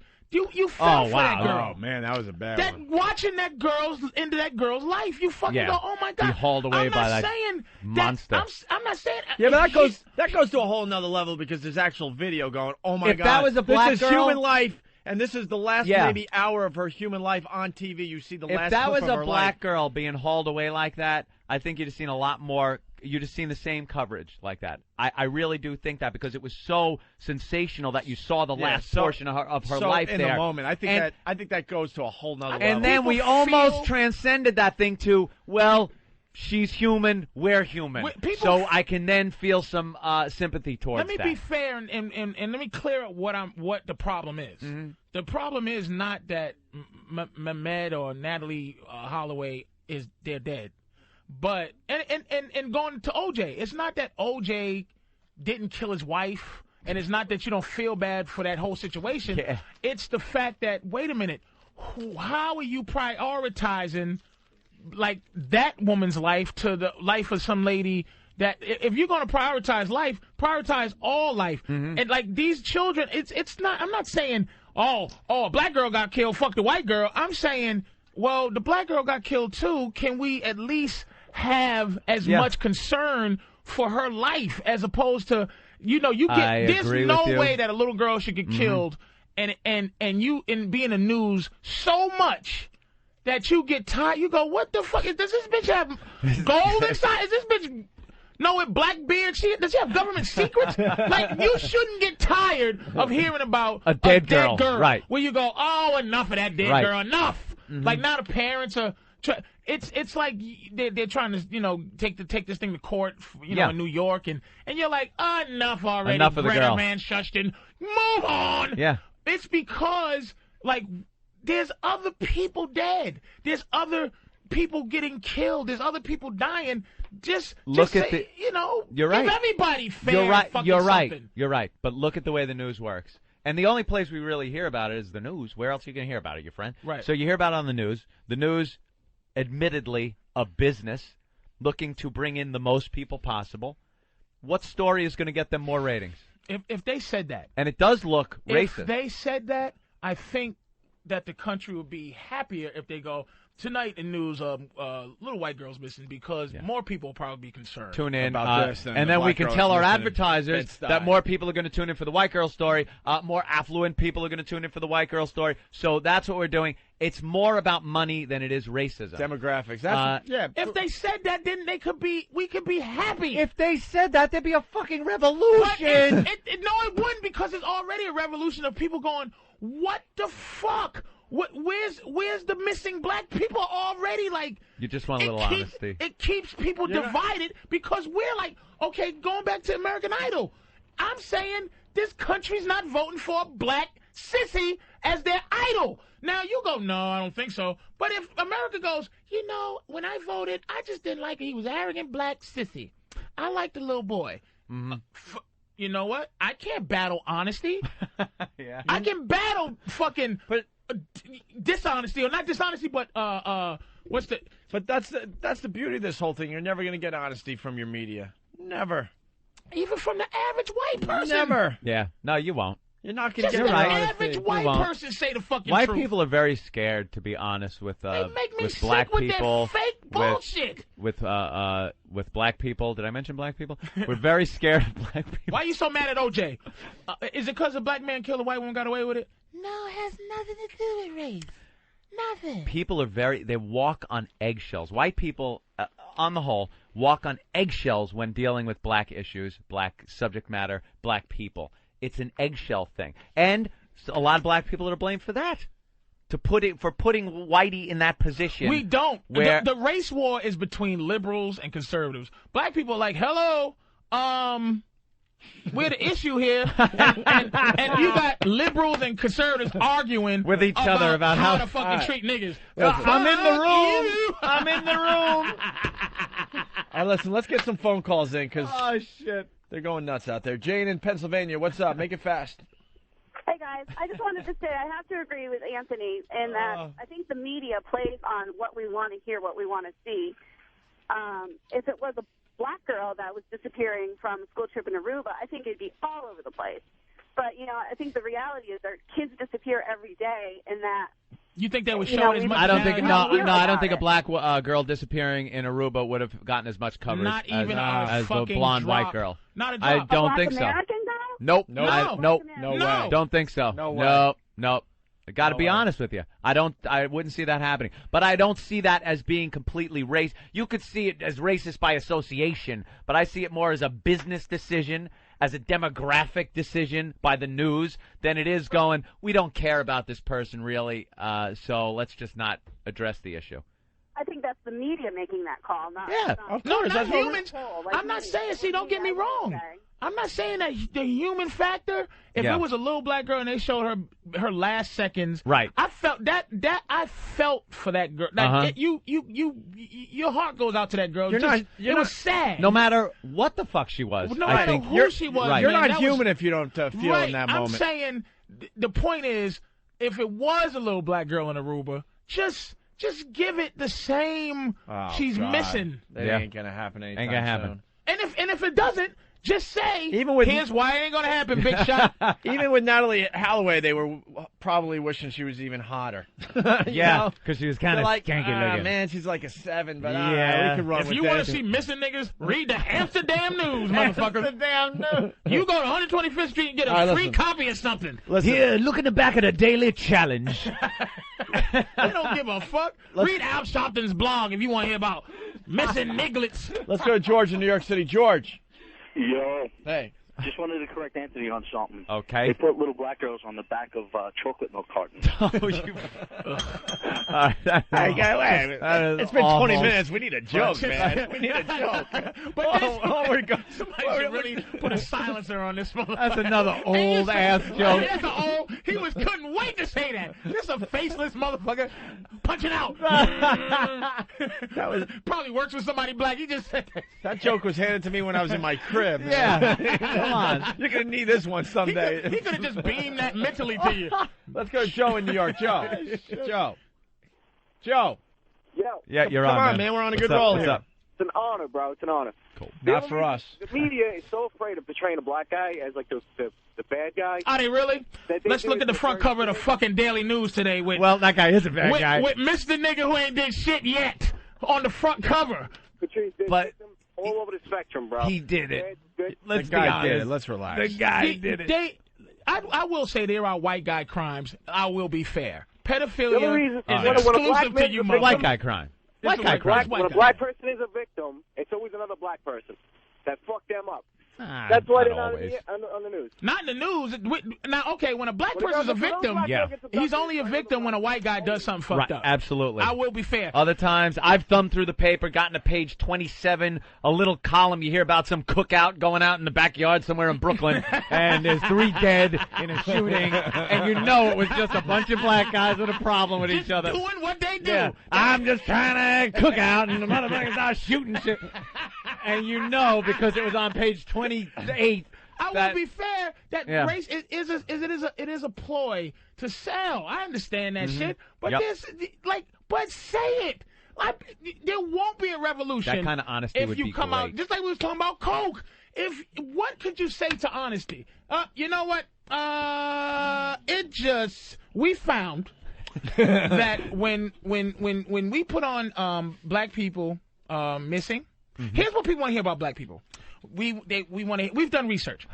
We want to hear rap stories. Good. Stories about rappers. I'm tuned in. Rappers getting arrested. I'm right there.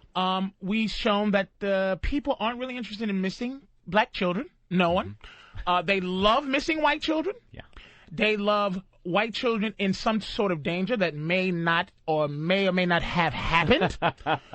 Black criminals, we are interested in black rapists, because that's a visceral fear of white people. The scariest thing on the planet, we would by the way. love black pedophiles, but there's not any that we can find. There's a black guy, I'm sure somebody go, remember that nigga in Atlanta in 61? That right, guy's always brought up. You fucking asshole. Whenever serial killers are brought up, or Charles something, right? Remember that nigga in Atlanta? Oh, really? Remember the 47 white boys last week? Look at you and your stereotyping. That is so true, though. Sons of bitches, man. We got them all. Let me tell you something. You got to accept that half of it with a little weight on your side. There are those serial killers, older white guy or middle-aged white guy with some sexual problem with his mom is going to go out and kill hookers and kids, and pedophiles are going to be the creepy fucking glasses-wearing teacher squeezing little girl asses white guy. But there are certain crimes that are just for you black guys. Not always exclusively. I'm sure you could pull up another Atlanta thing like that. But that's the one you want. They want to see this guy, this Daryl Littlejohn, because it's a white girl. Because it's a white girl, so that really taps in horrifying to the thing that we're trying to get out of. It's a monster movie. That oh my god. Oh, big! I can imagine his eyes bugging out. He was sweating. You play it out in your head, the horror that she was living through. And that's what they want. I agree with you, Opie, on that shit. But I'm saying, fucking just be honest with the motherfucker. That's where you're just silly. You're not going to get on that type of honesty doesn't happen on the planet Honest. It never would happen. Impossibility. On Liarville, it wouldn't. Never. It's just not happening. All right. You know what? This moves into a great discussion. Have you seen the new show Black.White on FX? No, I haven't seen it. This is a very interesting concept. They're taking a white guy, making him black. Whole family. Whole family, actually. It's a white father, white mother, white daughter. And then there's another family, black father, black mother, black son. And they, through makeup, make the black family white family black, send them out, see how they can assimilate to their various race, see how the and other half the lives. problems that they have, and see how the other half And you know lives, who's going to have the epiphany at the end?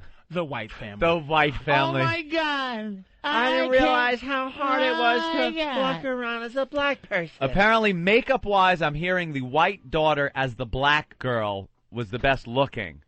Like, they kind of made her up where it was kind of passable that she could be black. She was kind of cute. But there's pure comedy in the show, though, man. The black kid dressed as a white kid didn't want to role play. So he just looked like a white kid, kind of weird though, but was all acting ghetto. Like he didn't want to really commit to the role. Which is not that crazy now. No, that's perfectly acceptable. Perfectly into the whole thing. They call them wiggers. The white kid kind of looks. He reminds me of like when Eddie Murphy used to play a white person. Yeah. Remember It's that over the top makeup that doesn't. Yeah, quite look right. like white chicks. Yeah, exactly. So we got a few clips from the show. The first one is white guy will pick up their walk. So it's. This is like when they're first starting, and he's excited about certain things. Oh, so about this the is experience. an actual white guy before they turn him into the black guy. Yeah, they take two families and explain that. But all right, so when you say white guy in this clip, it's an actual. It's the white guy. It's a white guy before he becomes black. Yeah, and he's getting excited about the whole process, I guess. Yeah. My name is Bruno, and during this project, I'm going to become a black person, along with my family. My name is Rose. I'm 17 years old, and I'm a white girl. It's just so exciting to be a part of this project. Oh. I don't know what to expect. I'll pick up some other affectations and characteristics and maybe end up walking a little differently. It's going to come out with the Antonio Vargas pimp from the 70s. Right. Huggy bear walk. With the hand turned backwards. Yo, where the bitches at? Oh, yeah, baby. That's literally how he was walking though. He was trying to. He was like, shit. yeah, it's a subtle thing, and he starts like shucking and jiving down the. Oh my God! White people think we all walk like Mick Jagger and George Jefferson mix. we kick when we walk, and somebody will get poked in the eye because our hands are always moving. Fucking. White people are just unbelievable. Oh, and you guys are just terrific. Just unfucking You guys believable. are just terrific. At least we know who. You know what I mean? At least we know what our problems are and what our strengths. White people are so fucking delusional about everything. If I was to do a white guy walk, I would truly try to do. I wouldn't just tighten my butt. Well, that's the black comic. It's the black hack comic version of the white guy. Well, look at me going off to work today, and they do that voice and kind of tighten up their walk. Oh, you know what? There's a good point from Miller in Dallas, by the way, backing up slightly. Miller, go ahead. Well, there's a reason why there's no black pedophiles. They don't know niggers don't know how to use computers yet. Well, I didn't think you were going to go with the N-word, Jesus Miller. Christ, buddy. Jesus. What? It's weird how certain people know how to be racist and it's fun. You could just hear. He has that painting on his wall. He has a stencil. He has a nigger stencil. Oh, yeah. That is a perfect example of what happened. Remember when Bill Burr had his big awakening about the program? It was last year's St. Patty's Day party we had at the Hard Rock. Yeah. And Bill Burr sits down, and we talk about race a lot. It's an issue, and we try to have fun with it. We try to be honest with it, give our honest opinions, but keep it light and fun. And we were doing that, and then the audience was coming up with racist jokes, and it was so brutal, so mean-spirited, that Bill just went, oh, my God, what am I sitting at? Like, he went from this fun conversation thing to a Klan meeting in a matter of minutes. He was looking for a back door. Yes. And this guy right here, he actually stumbled a little bit, but he had to make sure he said nigger. He went because I'm sorry. Niggers! Don't want to miss that. But it's like you go, fuck, did you really come out? Yeah. Motherfucker, it's like you can... Yeah. We gotta move on because there's too much good stuff here still. So blacks are superior athletes. This is the Bruno guy talking, the white guy. The white guy? Yeah. So this Jimmy is the Greek. This is his Got thoughts fired on, for the on same black thing. people before he turns himself black for the show. Being a former basketball player, I always thought how nice it would be to be able to jump, get off the ground, leap, and slam dunk like these guys can. And there's no doubt about it. Like these guys. Blacks are superior. Physically, hands down. They're faster, they leap higher, they're just awesome. I like this guy. Athletes. That got Jimmy the Greek fired. Yeah. When he said that on television, it got him fired. Not really. That didn't get him fired. The black athlete. Well, it was from the Civil War days when they bred their big black buck with the black woman, and it made the better athlete. That's why he got fired. That might have been a little... Telling the whole story. You got a little more detail. We actually got the clip. Here it is. The black is a better athlete to begin with because he's been bred to be that way. Because of his high thighs and big thighs that goes up into his back. And they can jump higher and run faster because of their bigger thighs. This goes back all the way to the Civil War, when during the slave trading, the slave owner would breed his big black to his big woman, so that he could have a big black kid. You're fired. You're fired. Holy shit. Just having his cannoli and telling the truth. Look what happens. This goes back to the Civil War days. His high thighs going into his high butt. The high back. There ain't all that hair. The nappy hair don't get in their eyes when they're shooting the baskets. And that'll help also with the athlete. Oh, my God. Oh, my God. The big schlong kind of counterbalances like a T-Rex's tail. Yeah, you guys, what that did. So they got the better balance. You guys have no problem with that stereotype, by the way. You have no problem with the big cock stereotype. That's what it is. We do when it's fucking dehumanizing. Here we go. Let's go to the third clip. Black guy goes shoe shopping. As a white guy. So...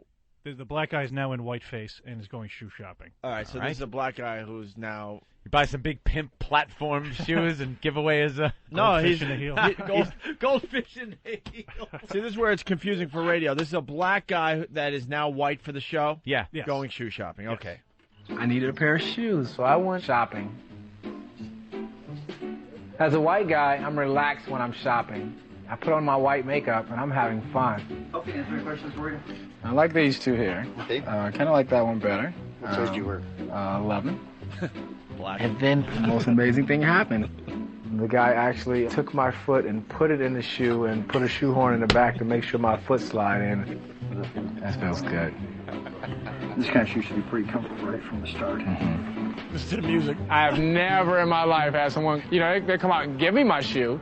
But I've never had anyone actually unlace it, open it, shoehorn the back, and slide my foot into the shoe. Is this what the white guys get? This is all the benefits they get? It's never happened to me black in 40 years. The first time I go and buy shoes as white, I have it done. I was like, wow, the possibilities are endless. That's the white guy shopping music. Yeah, This could be the greatest show Did the guy ever. also find out that we don't have to pay for anything? Let me tell you. See, He I didn't hear learn you. the handshake. I hear your shitty little sarcasm when you said that, right? Let me tell you something.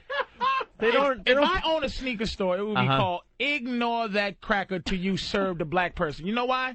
Here comes a fucking white. This is not an exaggeration. Okay. Here's a fucking old white man. Hi, how are you? Hello. Yeah. Can you show me the Air Max 1462, please? Okay, sure. Go get the box. I'm standing there, right? Just waiting. I'm coming out. So what? The white guys buy the shoes for what they're meant for. This guy's, how's the instep? How's this laces? Is it gonna hurt my heel? And the motherfucker spends hours with this asshole who probably isn't gonna buy it, or he's gonna buy a cheaper pair of Asics. Here comes a little nigga. Yo, give me your money, my money. Yeah, give me the new Jordans. Give me the new motherfucking LeBrons. Yo, give me those new laces. Give me 2 pairs of socks. Give me those 2 hats that match them motherfuckers. And give me that. You motherfuckers sell bandanas. And give me the driving gloves. You want to try them on? No, nigga, I know what size I am. A 10.5, motherfucker. How much? $562? I'm out. Them motherfuckers will cater to a white man's needs at a sneaker store where they're useless. White people don't shop. He's not going to be a return customer. He's going to buy it once. It's going to be a hole in the tip of the shoe after 2 years, and then he'll come back. But black guys and black girls, young black guys, young black girls, will buy the sneakers because they're new and because they fucking match the T-shirt that they bought yesterday. Yeah. How can you not get treated better when we're more valuable to Foot Locker than white people are? Very good question. Very good question. I don't have an answer to. We don't have an answer. I do not have an answer to that, so I'm going to have to just opt and say it's racism. Well, listen. Anytime I don't have an answer, it's racism. Speaking of racism, this next clip is great. It's the white guy who's now going to be a black guy for the show. And what's the music? And born a white guy, he's going to be black for the show. He can't wait to be called a nigger. Wow. Can't wait. Can't wait. It'll be interesting, and I'm sure it'll happen, where I'll be in black, and I'll get some attitude from some prick white guy, and I won't have all the history of resentment that a black man has, and I'll be able to with him. Oh, just, mentally spar with him and go, he says, hey, nigga. I won't get angry. I'll just kind of smile to myself and go, wow, why'd you say that? Black people don't even get angry anymore. I don't get angry. Somebody call me a nigga, I laugh my ass off. I'm like, ouch. Oh shit! Did you get me? You know what? You own me now, motherfucker. That hurt. You own my mind. That's the delusional motherfucker. That's arrogance. That's that hovering above motherfucker shit. When do white people blurt that out to black people? By the way, when has that happened to their face? I mean, other than this show, hardly ever. Hardly ever does that happen. When there's 50 more white people. I swear to God, well, I get enraged in traffic. Everyone knows my road rage and stuff, and racial epithets fly out of my mouth. But it's 90% of it is Asians, dirty Arabs, and Arabs. Arabs now are. I will roll a window down. I got in an argument with a cab driver a couple of weeks back. This motherfucker, my lane was closing, and I wasn't pulling. I swear to you, I wasn't pulling one of these. The lane's closing. I'm going right up to where it closed and dart right in. I started merging over early, doing the zipper thing, where one car lets in, the next car lets the other, and then my turn to come in. This cab gets and he left a space, and as I start cutting over, he goes vroom, right up on the other guy's ass, wouldn't let me in. I roll my window down. I go, hey! He rolls his window down, and I just let out, you fucking rag-headed cocksucker, get back to your terrorist fucking nation. I mean, racial epithet. You fuck yourself, motherfucker, fuck yourself. And for some reason, I felt fine doing that. But if it was a black guy, I would have been pissed. But never would I roll the window down and start with, hey, you nigger motherfucker. Well, it's all in never. It's all in context because we're hardly ever the cause of road rage. We're not known to be bad drivers. Fat black women. Some of the worst drivers I've ever seen out there. Some of the worst. You come up on a car doing 35 in the left lane, and there she is.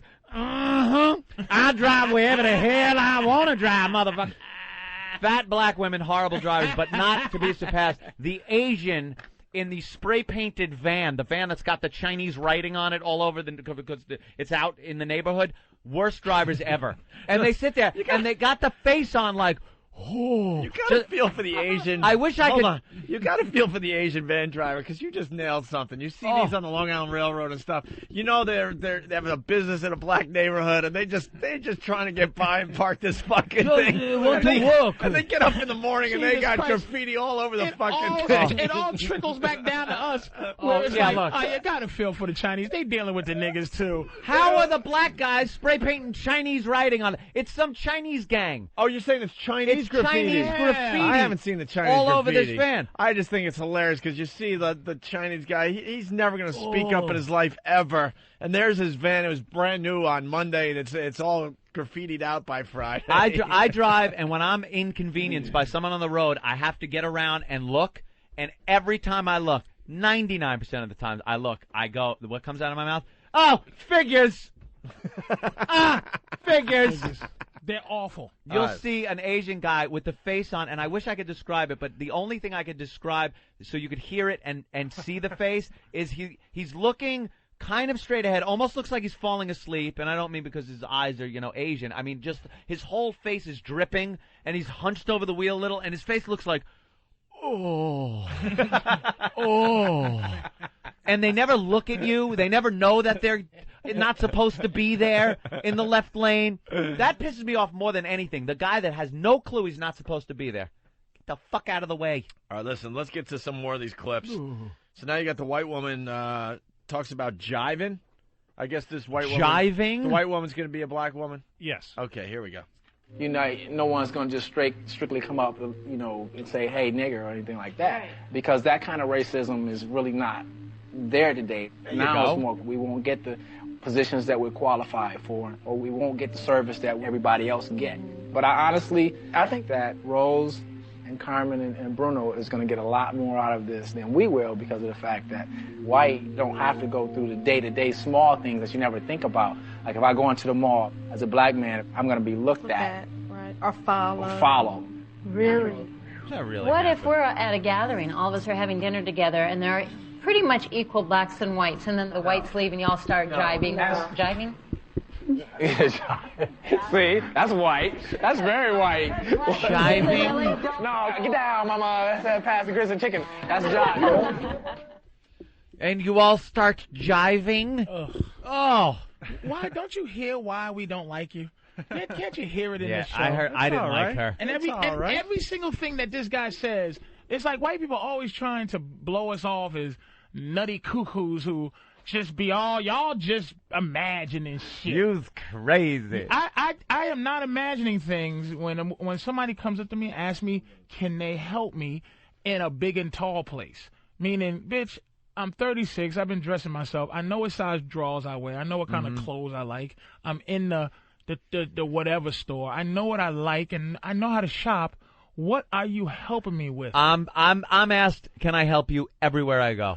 Yeah, but because it's really, can I help you? And the other one is, can I help you, you suspicious motherfucker with a big coat? Can I help you not steal stuff? Hey, big pants, can I help you not stick an entire telescope in those jeans and I not know about it, you crackhead son of a bitch? It's not our fault you wear everything baggy. What? You could hide a half a store in your clothes. Do you think if their loss prevention? Do you think if their loss prevention department, right there in that store with their cameras and everything else that they watched white person after white person come in and steal shit, do you think they'd still just follow black people, or do you think they'd be following white people? They'd follow black people still. Really? And I truly believe that. If everybody came in, stole, was white. There is not one stereotype that white people do that make everybody look at white people a certain way. I don't know why you get a pass like that. I don't know why we don't. Baseball, Little League, baseball, or soccer coach is always looked at as a ped. What?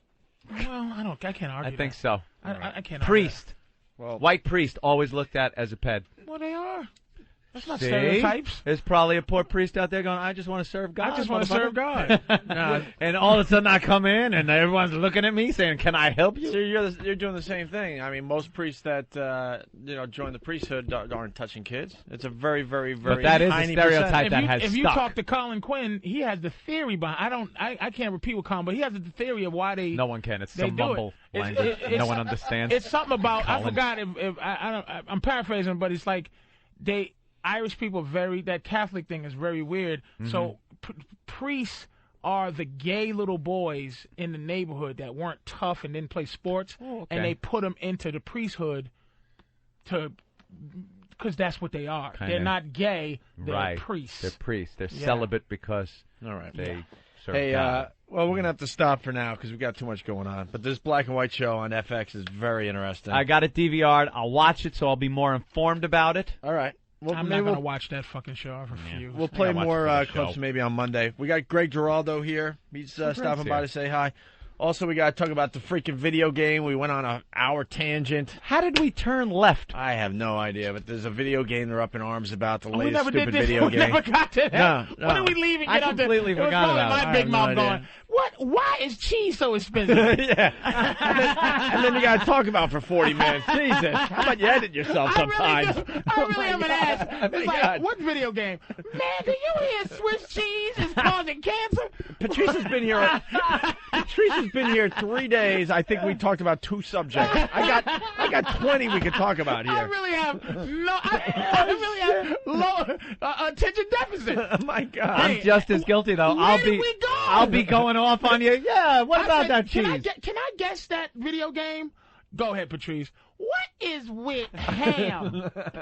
Ham is salty. And you know my blood pressure, I can't deal with this salty ham. Well, Patrice, let me tell you, the salt is a preservative. Like, I fall right into the fucking the track with them. Yeah. Focus, Patrice. And you know there's a motherfucker going, I gotta go to work. Get to the video game, you fat fucker.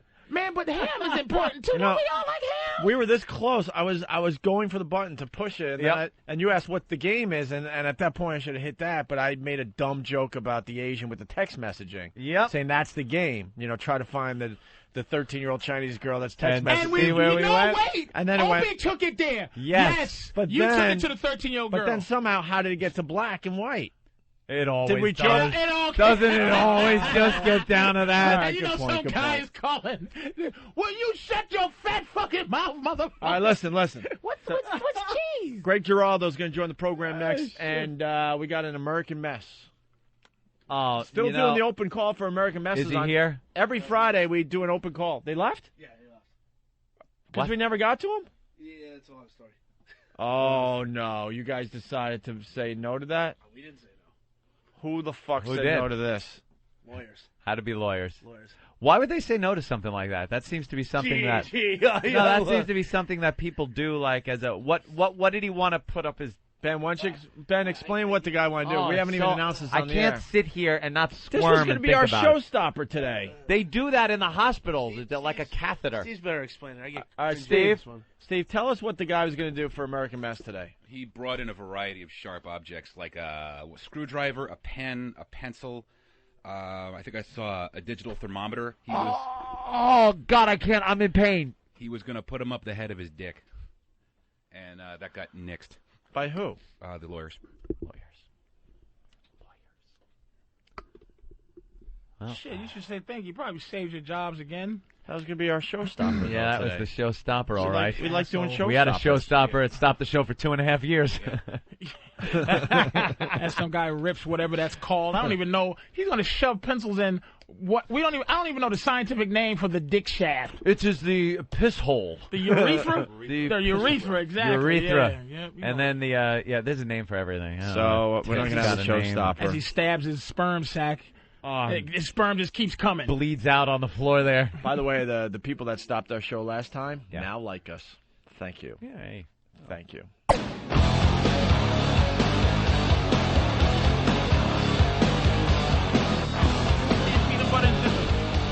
Yeah, that's what I had. Harvey. All right, a couple things. A week from today, we broadcast live from the Hard Rock Cafe for St. Patty's Day. That's right. Different time for the show, though. We're doing 11 a.m. to 2 p.m. East Coast time. Yeah, we did it last year during our regular show time, and boy, when people start drinking at like 7 in the morning, it got real ugly.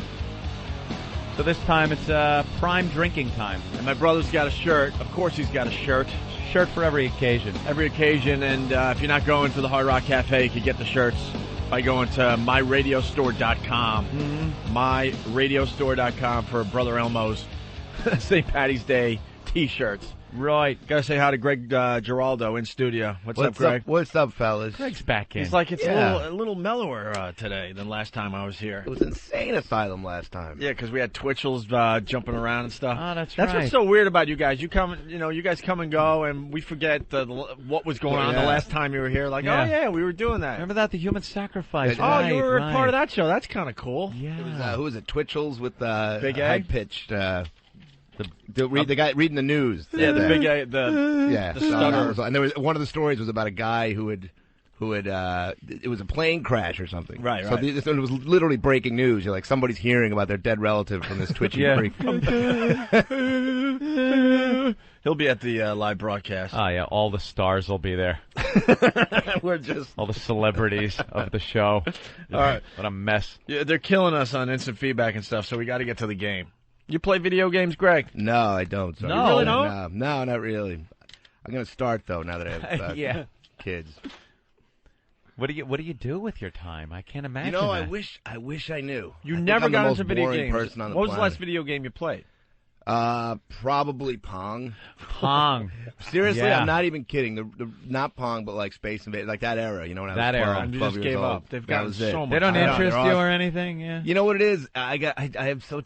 You're talking about ADD. I have that so much to begin with. It's like that's all I need is another habit to try to break all my bad habits. So to sit around doing nothing for 12 hours.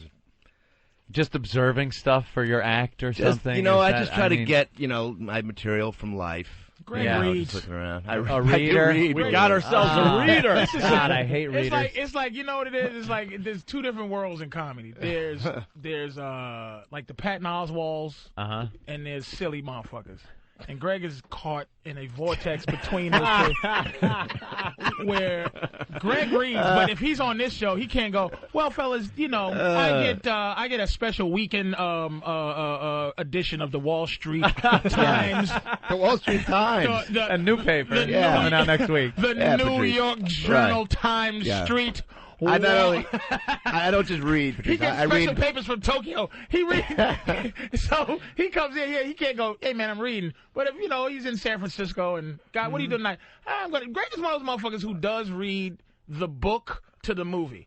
Yeah, man. Brokeback Mountain, the book. The book is so much better. Yeah. Well, that's just because things that happen in a tent that they didn't even get touch on it. Yeah, no, I liked it better. The book was good. There's definitely a lot more.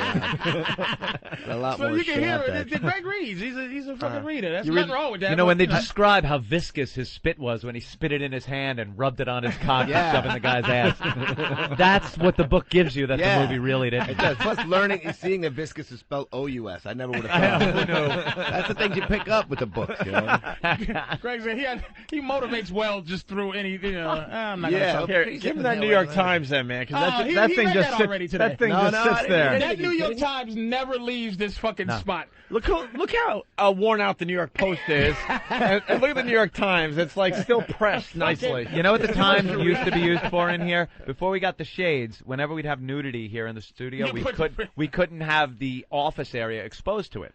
Just in case of sexual harassment or something. So we would use the Times and tape it up on the window. The same way like a monkey would use it to shit on. We just tape it up so naked girl can get naked. I know what's weird about that whole story. We work with all guys. Yeah. All guys, but someone has a problem with females getting nude. It is offensive. No. I mean, in this day and age. All right, let's get to the video game. So they're having a problem with another video game. Little problem, and usually these are shooter games that people have a problem with. If the theme of it is, just go out there and kick some ass, kill some cops, steal shit, beat hookers over the head with crowbars, and steal the cars like Grand Theft Auto or something. People get a little upset, and it makes the news. This one, I think they're running out of violent video games to get upset about because this is a little stupid. Here's the story. A new video game getting a whole lot of attention, but it's not because of sex or violence. It's because of graffiti. It's called Contents Under Pressure. The game calls for the player to graffiti a city that looks a lot like New York. While the game's creator says there's not a gun in sight, adversaries think it encourages kids to act up. We'd have to be naive to think that children are going to be satisfied with marring something on a game. It just excites them, and the excitement is going to wear off till they do it for real. Where's your proof? Handle Does that a happen? shotgun to focus a sniper's range, and boom, headshot.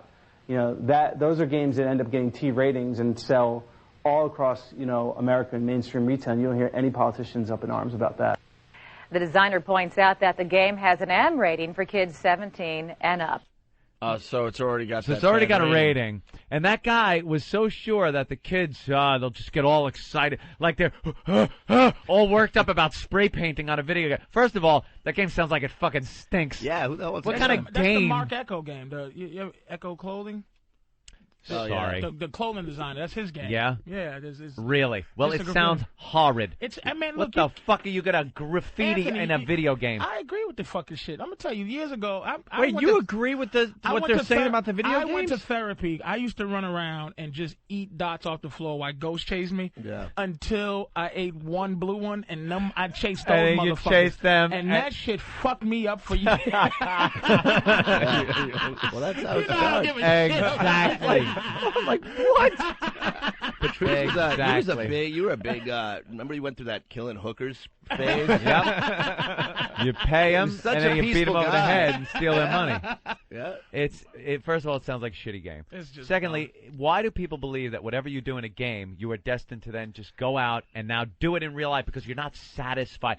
Any game I've played, and I've played a lot of different types of games. Shooters where you're killing people. Yep. Shooters where you're killing monsters. society games where you have to build a city and make it work and function it. Like, I don't decide that, hey, look, I did a great job of building a city and making the trains run on time. I'm running for mayor. Right. I'm running for mayor because I did it here in Sim City. How many times have you fought and actually 10-punch combo the motherfucker? Yeah, there you go. Many a time. Bring on I was going to say Tyson, but that dates me. I could probably beat him now. The guy, I quit. I don't want to fight no more. Yeah. But it's like, why do people feel that just because you enjoy doing something in a game, you're going to do it in real life? You enjoy watching something in a movie. That's a problem. They've been trying for years to prove that point, too, and they just can't do it. they cannot They're prove doing it. Studies and all sorts of shit. It's like that sort of cliche mindset that the world is degenerating and everything's automatically getting worse. When crime statistics are down, there's less crime vandalism. way I was down. in the 70s, growing up in Queens, New York. In the 70s, this place was a urine-soaked shithole. It was horrific. There was no video games. Do you remember any drive? I remember growing up on Long Island, we would drive into New York City, and every mile, the closer you got to the city, the more abandoned, burnt-out cars you would see on the sides of the expressway, the parkways, like we're just a dumping ground for stolen vehicles. Yeah. That is gone now. You see a vehicle on the side of the road, you know it was some dumb drunk who got pulled over and had to leave his car there. The crime has gone down, but for some reason they want to say that video games and movies and the television shows are making kids more violent. And it's just not. Everything points to the opposite. I'm not gonna of that. lie to you, dude. I play Xbox 360. I'm trying to get this Ghost Recon thing, but I was playing. Remember Call of Duty 2? Yeah. If after you play it for a while, when they become so complex, you really do believe that you strategically can survive in a war. Yeah. You kind of get like there's things that happen that I go during the game. My strategy as a leader, I go. You're leading men. Here's what I'm gonna do. I know that the computerized artificial intelligence, they're going to come here, but a lot of them come here. So what I'm going to do is I'm going to lay in the corner, shoot that guy when he comes in. Then when they come, shoot them. And all the bodies just going to pile up. Right. And the way you do it, you believe that you could make it through. Yeah. You send this guy over here, and now they have these games where you can control your forces. Your other guys, yeah. And it's so real that you might actually Patrice, fucking, think let me you tell can you something. live. You think you're going to lay there as 50 Nazis come running in single file at your machine gun. They never work like that. I play a game called Age of Empires 3. It's a civilization-based game where you got to build up your city, your walls, get walls up, towers, gun emplacements. What do they call those because after a while, the shit's going to hit the fan. What do they it's call those games? RPG game. RPG role play. Okay. Or I'm not even sure if that's it. Role play game, right? It's kind of like you're building up your societies, build an army. That's fun. But now you got to have people also that have to farm and do things so you can get resources to build more armies and equipment. Dude, this takes, but you get no, these games sell like crazy and you get so into it. The balance that you have to do. You could be a guy so who just decides. Your society could die if somebody don't grow corn. Bingo. But you can't. Hungry. There are guys that could just sit there and go, I'm just going to farm. This is going to be. I'm going to farm. I'm going to mine for gold. I'm going to mine for iron. I'm going to gather up animals and do that and be a peaceful guy. And you know what's going to happen? About half hour into the game, a charge of army comes and wipes you the fuck out. This represents this represents like how much time? Okay. Dude, so hours. So you say you're the Ming Dynasty or something. Yeah, right, exactly. You're a farmer. You're in charge of. You got to get hundreds of people now, are in this 30 minutes game. into the game represents what, 100 years? It could, yeah, it could, or you could slow it down. It depends on how fast you upgrade. If you have to get to certain points where all of a sudden it'll go, you now qualify to upgrade to the next age. So now you're in like the Iron Age. You go from all your army is these guys with sticks. Wait a minute. Wait the fucking second. Okay. So let's say you're in 20 AD or some shit. Okay. Okay. So say you're Bunch living. of sticks. Say you're living pretty peaceful. Right. And say 30 years goes by, no wars. Do you have to assign fucking so that you have children to grow up that become soldiers to defend your fucking territory? You go to your home base type area and start making people. you make people. Which And they're assigned as children. workers. Yeah, they're assigned as workers. Then you have to build things like barracks and archeries for different military but babies guys. don't grow. No, babies don't grow. All right. And then after a while, you got to balance out your economy with your military because you're going to get attacked. Now, what I was getting to is the point is you're playing against the computer. You can figure it out. And I've done that. I've gotten like up there quite a few levels playing against the computer. There are ships. You have a navy that could come in. You build docks around there and guard them with your ships. It's amazing. I've built armies that are stunning, that have wiped out the computer's enemy that comes after me. Then I decide I'm going online, motherfucker. I'm playing other guys. So I go online. I set up, and I'm pumping as fast as I can. Now the adrenaline's going. I got to get this guy farming. I need more wood or I can't build a fucking catapult. I got this guy. This guy's got to farm for corn because I got to feed enough of these soldiers to make them and more guns. So, and I'm building. I get an army up that I think is going to kick some ass. But explain, this takes days. This isn't a couple-hour game. No, this game will take, this scenario will take about 5, 6, 7 hours.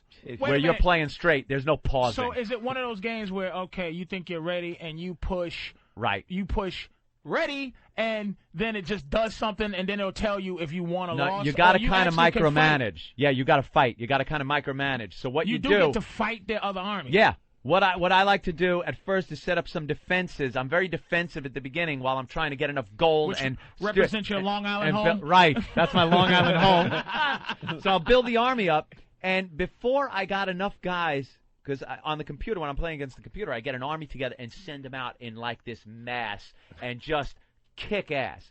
Before I got enough army guys, I see elephants coming toward my big city. Elephants coming, these guys with these bazooka-type things, cannons, demolishing my buildings. This is the guy online. Yeah, this is another guy in Cleveland somewhere that just knows how to do everything perfectly. Who implored kangaroos to fucking... Right.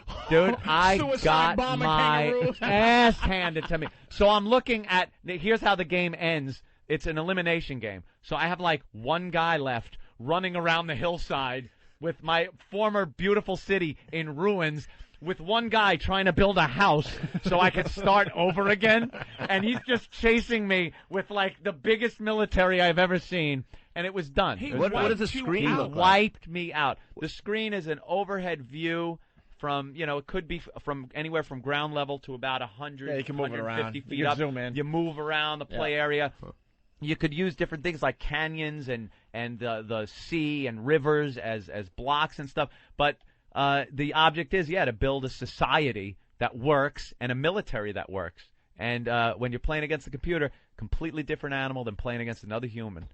They will kick your ass. No, I don't care how good you are. Get your ass handed to you. But it's a great game. 7 hours, by the way. What did you lack to get fucked up? What did you say? I don't know. That's just it. I don't know. Where were your elephants, nigga? Exactly. These guys have it down like math. These niggas raise elephants. They have it like math in their head. They know what to do, when to do it, exactly to build their society. Where was the elephant option? The elephant option comes up like 5 levels in. You go, now you advance to the Iron Age. Now you advance to the, Middle Ages. So I got 3 guys with punji stakes poking at a metal wall.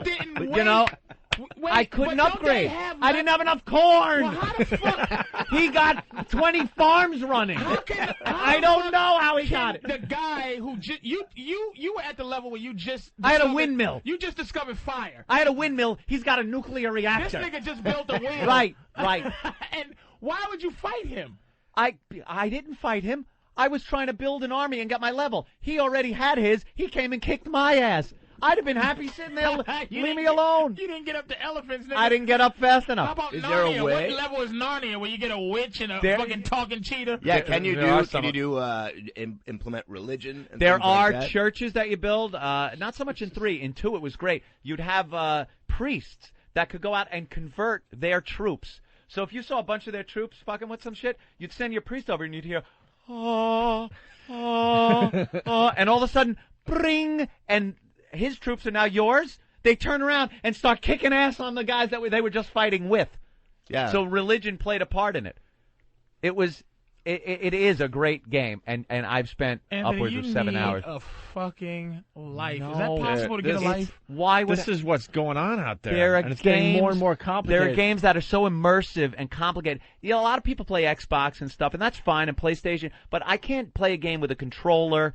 In that, I need games where I need a template that lays over my keyboard. I need something with pedals and throttle handles and fucking steering wheels and multi-monitors up on the wall. You gotta see his gaming system. He's the my real desk deal, is man. ridiculous. He's got like huge fans to try to keep everything The cool. fans make so much noise you can't hear the TV. So the graphics cards are working like pumping out water-cooled motherfuckers that are just like I'm playing full screen on widescreen monitors. You know what? That's fucking great, though, because you actually, look, They're having more and more articles about this, too, that people are now living their lives online instead in the real world. It's more exciting. It's a creepy thing. I'm exploring this new internet world. I mean, I was literate. I was computer literate, but I think it's a creepy thing. I don't like it. I don't like these faceless weirdos out there. Like if you go Neo is God, and if I didn't meet him, I wouldn't know he was just this hunchback little mess that comes in here, and he's Superman on that fucking thing. Yeah. It's like Neo is God, and you'll see the. You got to explain to Geraldo. He's one of our faithful listeners, but he's scary online. But Pal Talk. Yeah. The Pal Talk. It's the Pal Talk thing, and you got cameras and everything. And on computer, man, it's like. Here, Neo, in real life, right. Neo's like he's like my pet retard. I'll be like, this is my pet Neo here. Yeah. Shh, down Neo. So, and on the computer, it'll be like he has this control thing. He has he can control. He's an admin. When he can talk, he knows how to control just him talking, and you can't get in. He's an admin in one of the fan rooms, which means he can control who talks, who doesn't talk. He could throw people out of the room at Superman at his whim. Isn't that a more evolved? Maybe that's the future. That's the whole point. Just we don't want that shit to be being the future. a bigger, strong guy is a primitive way of existing. No. That's not my fucking point. Which is being just a big because there's bigger and stronger dudes walking around. I'm talking about just a person, just that you feel energy and you can go back and forth as opposed to I'm typing what's going on and somebody types LO fucking L fuck your LOL in the ass and your fucking LOL? smiley faces and your hey man, like the first time I ever in my life about 7 years ago got on a computer and stopped me from getting on a computer is I changed my fonts to red, all caps, and I go, oh shit, and I go, hey everybody, that's a no-no. And some cunt goes, do you have to yell? Yeah. You fucking bitch, I'm yelling now. That was my way of going, hi everybody, I'm new to this, and now you have to yell. Hey, there go Neo. There's a picture of Neo. That's the boss. There he is. Does that have anything to do with me being just a big primitive guy? Master Blaster, run, Barter Not Town. necessarily bigger and stronger, but yeah. Even I mean, though if he's built he's like got a the caveman, used to capacities, be built like. That's how cavemen used to be built. in an evolved state, we're not going to have outward presences anymore. No physical Why would bodies. you say that, Greg? Because he reads the that's New York what's gonna Times. happen. And that's New York Times, but Greg doesn't even accept that. Yeah, that's I what do. kills me. Greg, you don't. What do you mean? I think in the future, unfortunately, You're reluctantly that with this. guy is going to rule our society. I hope Who run Barter Town? Who run Barter Town? Master Blaster, run Barter Town. And do you think That's Neo. Oh, the nigga that sits on Mad Max. But see, That's who he is. Motherfucker. He's the midget from Thunderdome. This is time. What's that shit? Time. The time machine. Motherfuckers down low and the the people Morlocks. with the Morlocks and the white hair. That nigga ain't ruling shit. It's fucking Master He ain't ruling Blaster. shit, but his. He runs Barter Town at night. He's not ruling shit except for his authentic fake John Cena belt and Then embargo. And boom, he hits the button, you bounce from the fucking room. Get out of here. And I like Neo, but I'm saying I can't. That shit is creepy to me, and it fucking bugs me. And then they come to the shows, and they don't know how to behave Like in real society. people. Yeah. They don't know how to do it. That's what I'm saying. Greg, Greg knows he's not a part of this. He's not a part of this. He's a enigma. He's like a super studious guy, lawyer, the whole shit. But this whole world is creepy to him too, because they're mutants that come out and you go, calm down, and they don't know what calm down is coming from a human warmth. All right, thank you for loving me, man, but just relax. Yeah. Because they're used to pushing smiley face. Yay! But I love that you like the examples of these guys. Their ultra sophisticated technological powers are that they go LOL. Yeah, that really didn't help your point. Let's go to Yak. Yak, what's up? Yeah, I know the game Anthony's talking about, that civilization game, and he's leaving out the whole thing about the treaties. Like, you'd make friends with a country, and then eventually you'd go fuck with them, and then they'd say, wait, we have a treaty, and you'd be like, fuck you, and you'd all your people around them. You can make treaties with other countries. When you're playing multiplayer, also you can make treaties with people and then break the treaty. Like, it's like, hey, dude, me and you, we'll get an army together, we'll kick this guy's ass. And it's like, okay. And then after you kick his ass, you're the only two left. What, are you going to live in harmony for 1,000 years on your computer? And that's what Come back tomorrow and go, hey, how's your corn? No, you're going to get your army and run into him and kick his ass. Just like Survivor on TV. Yeah. Just like Survivor. It's a matter of Long Island. You never make fucking friends, I can tell. That's why you got your ass beat, because the guy made friends with elephant people. No, I don't want to make friends. You're right. The guy's right. I don't make any allies, nothing on it. Like, you'll see a message will come over. Would you like to make a treaty with France over here? And it's like, no. And then here comes a huge French army. Where did you go? I'm still fucking baking bread. Anthony's the only one on there with a phone that goes, hello? Yeah, why are you calling me? I don't want to. No, don't call my house, man, please. On a daily basis, aside from the radio show, on a daily basis, I interact with a hell of a lot more people in fake life, online, in cyber life, than in real life. Yeah. That's not good. It's not good, but that's what I think. If you ask a lot of people, except Greg, they fall into that category where between message boards, when I post on a message board, there's at least 50 people right then and there that are going to read it. It's not good, but it's happening. And react to it. Every kid in America is going right back to their room after school and having chats with their friends with the IM. I go home, here I see you guys. I go home, I see my chick. I see my close friends sometimes when they come over or something. Stop with that lie. Yeah, that lie? I'm talking very rare. Oh, very rare. I'm talking like Adam Ferraro will come over like once in a blue moon. Get out of here. I'll see him. 2 years. Joe Curry. Adam's a strange motherfucker too. Adam is a creep and he's my pal. He's just Adam's like so super positive it makes my stomach hurt. I know. You keep thinking he's kidding. You keep thinking he's got to be kidding. Yeah, it's like he's so nice. You go, what's really going on, motherfucker? Where's the gimp? Always I know been something's in a trunk somewhere locked up. And now Neo's extreme. I'm just fucking with Neo because Neo kind of to function in life to feel what normalcy feels like, he would have to be on the computer. It gives him a sense of because you can't. I mean, let's be fucking honest. But I'm talking about why a 55-year-old man 55 with a full head of hair, with beautiful doe eyes. Why am I being fucking kept from seeing your beautiful eyes? At least Opie he'll roll his. You should see when he leaves the thing with Master fucking Poe wrapped up like Yoda on a cell phone. I'm like, and I just did a show with him, and the way his aura is, because I'm good with reading shit, I give him a, hey, what's up, man? Like, I better not talk to him in the street because he has his fucking hood and he's not even walking. He's floating like a Spike Lee movie. And that's how Anthony goes home every day. Right. And it's like I barely want to talk to Anthony because you can feel. I flip the hood up because I hate cold. Once it gets warm out, I don't wear the parka in the summer. It's going to be 68 degrees in New York City. When I walk down today to get to my truck, that hood will not be on. He's only doing because he felt it. And I'm like, man, like last night, it's like you don't know how to, because it is a radio world, but I like you guys, you know what I mean? But you go, like I'll text message Opie. I actually wanted to call him and talk, but I'm like, I'll text message and I'll go, and I'll try to figure out at what text message does it stop. Right. Opie's a kind of control freak, so I said, maybe I'll let Opie have the last text. And then it's like, you come out and fucking, Boba Fett is got your back and walking the streets, and he's on the phone, not talking to anybody, just pushing buttons with his hood up, and I'm like, hey. He's making corn, man. No, do you know what I corn with his phone? Do you know what I do on that phone? He can't wait to get home. He's got to get his corn made. Do you know what I do on that phone?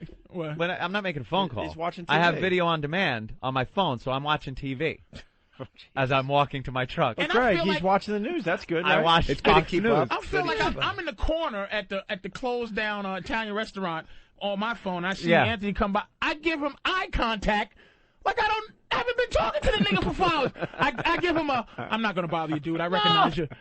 I enjoyed our walk to the garage. We had a nice little conversation. Yeah. I enjoy talking to Patrice. I go, hey, Ann, I don't want to overextend our boundaries, even though we were actually together for it was like Patrice goes, I go, Patrice, take it easy, man. He goes, well, my car is parked in the... He's like making an excuse. My car's parked in the same garage as yours. May I walk with you? I don't want to make you feel like you have, because I know you're a recluse. Patrice, you are so welcome to walk and talk with me. You're Howard Hughes. You nailed it, though. Radio. You nailed it. Sounds like we're all really close pals. I realized at 11 o'clock we all go our own ways as fast as possible. The older I get, the less people I want to deal with. You're right. I guess bowling's out then. I've gone bowling. It's hard to talk a lot with Patrice around, so I figured I would keep quiet on the radio, and then you and me would go bowling later. Yeah, that'll happen. Patrice does tire us out, man. He's got a lot of energy. I love when Patrice comes on. Let's go to Nate in Brooklyn. Nate. Good morning, guys. Hey, man. Opie, I can see it. One day you're going to start the show telling us that Ant's in a mental hospital screaming that he had to kill his video game chickens to keep the guy from Cleveland from learning his Army's location. Take it easy, guys. You got to be careful. Let's go to Knuckle Child in Jersey. Hey, guys. Hey. Just wanted to ask Anthony if after all the years of EverQuest, he finds himself in his basement whittling arrows and working on his runecraft. Crafting arrows. No, I haven't played EverQuest or EverQuest 2 or any of those games in a while. Those take years off of your life. You spend years playing it. And literally. And they never end. And they never end. It goes on and on to get to the next level. And some parts of the game are combat. Other parts are crafting arrows to use in combat. So for hours, you're trying to get experience points crafting things. One time, I spent hours making iron ingots so I could make a belt buckle, and it just took hours. Hold on, that's not right. All right, why don't you go see? Anthony, why don't you go see fucking The Hills Have Eyes with me? That's like go to you Let's with just the go movies to a movie with and watch you. The Hills Have Eyes. I could probably get it from one of the guys. They burn it, and I watch it at home on my big screen. It's great. Patrice, granted it's not normal, but this is going on. Explain the eBay thing with EverQuest. That's even creepier. People make characters for EverQuest. Now it takes years sometimes. Some people power game, but it takes years sometimes to build up your character. I've had the same character since 1998 on EverQuest, and it's valuable. It's still there. It's valuable. Is he out there somewhere in the cyber world? Yeah. Right now he's crouched down somewhere, just sitting, just waiting to play again, waiting for me to log on and give him life again. What's his name? Andy Serkis. I think his name is Vax, VHAXX. That's 8 years of your fucking life. This character is sitting there. I am so fine. You know what? But it's so. He started out as just this guy from the Northlands, the snowy Northlands, as nothing with no possessions. And now I have treasures beyond compare, Patrice, and power. You know what? Power. You don't condone this. I don't. But I'm kind of playing devil's advocate here a little, which is what's so great about regular life anyway. Thank you. Fuck you. No, I'm not kidding. Really, if you think about it, I mean, what the fuck? You could create ingots. It's your right, and ingots. You get to live in existence. What is an ordinary person day to day? What is so? You got a good life, Patrice. You're a comic. You get a lot of ass. In a regular life for an average everyday person. Patrice, have you ever been on a raid with 150 people to slay a dragon? And I wouldn't fucking want well, my friend. You don't know what you're missing, sir. I don't want to be Shaka Zulu, motherfucker. I want to be able to eat a fucking bagel with salmon cream cheese. All right, listen. Hold on, though. Explain further the eBay thing, because this is how crazy this game gets. So people build up their levels and build up their possessions to a point where they then can sell their account on eBay And these things went for thousands of dollars at some point. Somebody paid like $5,000 for a character. Or a certain weapon, too, right? Yeah, certain weapons. They're like, I'll sell you these. Weapons that take what? The staff of elimination can be sold to you. What's the oldest character? How old is this game? Game probably, I think I was on it really at the beginning, so probably 98. But listen how this exchange takes place. This is the weirdest part about it. What they give, you got to pay. So you go on real eBay money. with your character or this weapon Yeah. that's really hard to do unless you want to, spend, I don't know, years on the game, whatever. Yeah, years. So you'll throw it on eBay. I got a certain weapon or certain character, and then somebody will say, "Well, I will pay you the $5,000 for that." Yep. And they wait for the money to go into an account, and then they meet in cyberspace, and the character's handed over, or the weapon's handed over. Then you give whatever. your login name and password, and the character And is there's then no yours. way for you to download it and keep it and then sell that motherfucker. What's to keep you from selling 85 of these dudes? Well, you would probably, I don't know, if you took the money and didn't give the password. No, you get the password, but you just just transfer him over. You know what? to I'm guessing something. that the guys that spent 12 years developing these characters have some sort of some sort of system built. There's something so they don't get ripped off. I'm saying the guy that's selling it to you. Yeah. I sell you my why not sell it to 9-year everybody? character. I go, here's my 9-year character, but I still have my 9-year You put it character. in some kind of account. You put the money in an account until everybody's happy, then the money's released. No. I'm saying Okay. I sell you my character. Right. You give me the money. Okay. But what keeps me, the guy who's selling the character, from keeping my imaginary fucking thing on my computer? The name or password, you change it then. The guy that bought it changes his password. Now the old guy has no access to No, I'm that saying, character anymore. isn't there like something you can download? No, it's on the game's servers. It's not on the actual character isn't on your server. It's on the game server. You got to log in on the game. You can't just have it at your house. That's just hand over some graphic cartoon to some guy. This is where it gets crazy. Dave in Memphis. Dave. Hey, boys. Yeah, I had to dump my fucking wife, man. She got so engulfed in these fucking RPG online things. They were RuneScape, calling. I think it was called. They were calling games like EverQuest and stuff the Widowmaker because it would break up relationships like crazy. There were people that just wouldn't pay attention to wives and girlfriends, boyfriends. Let's see what happened to Dave. So what happened, Dave? What was the game? And It was called RuneScape, I think. RuneScape. Now, it just turned her into a fucking zombie, man. The house, never pick up. She never fucking cleans. Just sits there. She's so fucking living in this online virtual fucking world, man. I mean, it just drove me nuts. People get married in this world. They have Right, weddings where they invite people, and they all gather, and there's like a clergyman type guy, and they buy rings, they fashion them and exchange them, and vows, and Thou shalt not touch my pussy. And This second as I sit here and your dick is hard, you will not put your hands on the great princess Orokian from the planet Bufla. And you crazy some bitch. people really get into it. What if I so many smash your people head into with this this. fucking keyboard? Yeah. Let's go to Jeremy in California. Jeremy. Hey, guys, what's happening? Hey. I was going to tell Patrice and everybody the whole allure of it all is you're escaping reality. You don't have to deal with the normal, everyday bullshit. You get on your computer and all your worries of your fat-ass wife or whatever goes away. That's just, it's sad, dude. That's just fucking sad, man. Well, I don't know about that. People Escape are really, from- people are really smoke this- enjoying their you smoke time this on. shit to escape from reality? Yeah. I am reality. I am reality. I am reality, motherfucker. Are you out? I'm not impressed with this shit. I'm not. It doesn't make. I don't sympathize with this whole escape from fucking. It's not I gotta escape live from reality, nigga. It's I not got escaping. diabetes. I gotta.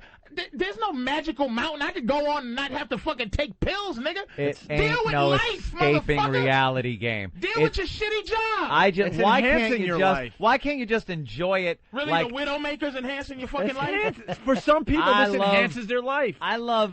You're like you're a being in the 30-year-old game. guy living in your parents' basement working at a deli, but online you're a king of some fucking Yes. society, some man. realm. So what happens after logging out? You log out, your character sits there where you had it until you log back on. But The game you, never ends. What happens to you? They get another me? logging out. They Me? get another I come to addiction. work. They get another video game they're into. My brother's roommate spends well over 16 hours a day on one of these online games. He has given up on doing anything social.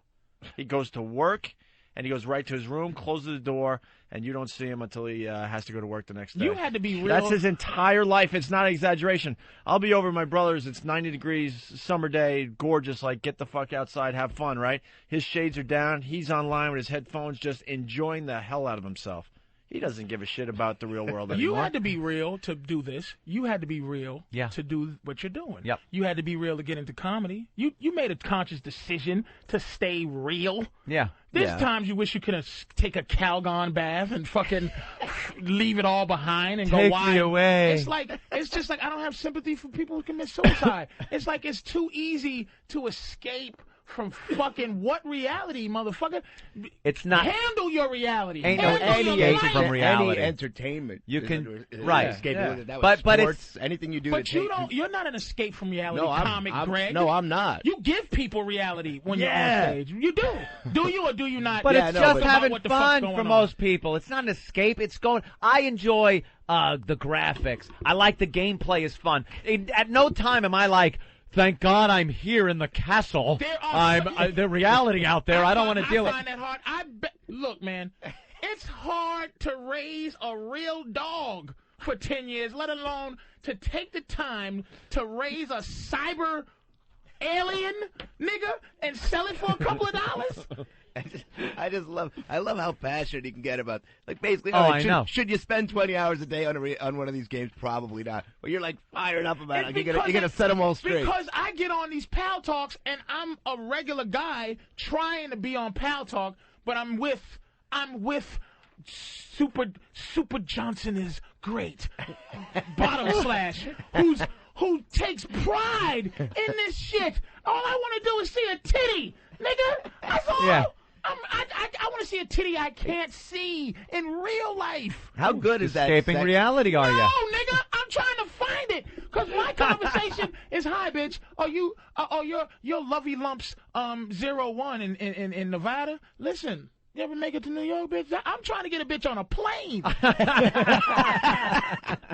That is interactive. Wow. I'm not trying to beep, beep, beep, boop. Send, and you want a reality? You're using that as a tool to make it real. To make it real. Come touch me, baby. I hear you. How's that feel? Better than that keyboard, huh? Let's Greg. But as far as all this virtual stuff, it's kind of the sex stuff that they have, which you think would be much more evolved, right? Actually, isn't. Right? They don't really have like great virtual sex and interplay at this point yet. No, it's a lot of flashing of tits. It's a lot of solo action. A lot of guys jerking off on this goddamn thing. But you got to weed through the bad. I mean, you would think that by now, given what they're doing with everything else, that you would have helmets and systems and things. Wasn't it supposed to be like that? When they showed it back in the early 90s, you put that virtual reality helmet on, laid back in the chair, and you're feeling titties and shit. Yeah, you thought you'd be fucking and you're running your hands down hips and fucking. And what was Stallone's movie? What's that one? Him and what's the name? Funny face. Sandra Bullock. There was a virtual reality. Demolition Man. Hey, just fucking in the helmet. Yeah, fucking in the helmet. Get out of here. I saw this chick in Reno, dude, and I'm like, me and my girl looking at her, and we have to do the whole computerized comfort zone, the computerized foreplay. Like, hey, why don't you be wink, wink, whisper cam, and how about I invite you into hey, make a new friend room. And then it's like, hey, sweetie. And I'm trying to figure out, okay, this was great over the internet. This is beautiful. But listen, you going to be in New York? Yeah. I got a website. Go to PatriceO'Neal.com. You know I ain't no thrasher, bitch. You know what I mean? Just tell people you coming to visit Patrice. And they going to find me. I ain't going to kill you, bitch. He is trying to get girls live. Nigga, let's come on, see me. Yeah. Come on, see me, How's baby. that working out for you? Look, I'm a master at getting some titty. I'm a master at that shit. I've had bill collectors come and visit me, nigga, and I'm not bullshitting. Bitch come to try to collect money, and I'm like, oh, pudding pop. What is this all about? Is this fulfilling? You gonna try to take money from a black man? You know, come on, baby. You know what college is like. Come on, see me. Come see me. That's what I want. I don't want this magical play like this Lucci chick that runs your fan site. Yeah, there she is. It's like, come on, baby, come out. Look at this bitch. I don't want to talk to this bitch on the screen. She got big old juicy She came out. She was at FH Riley's walking around. She hides. Well, she's just regular bitch at FH Riley's, but on here she's Lucy 18. All right, here we go. Mark in Georgia. He lives in the virtual world. Mark? Yeah, I used to. What happened? You used to, huh? Oh, yeah, we did Air War for about 4 years, man. Air War? You got to build your Air Wars, yeah. Air Warrior. And you got to build, and it takes years to...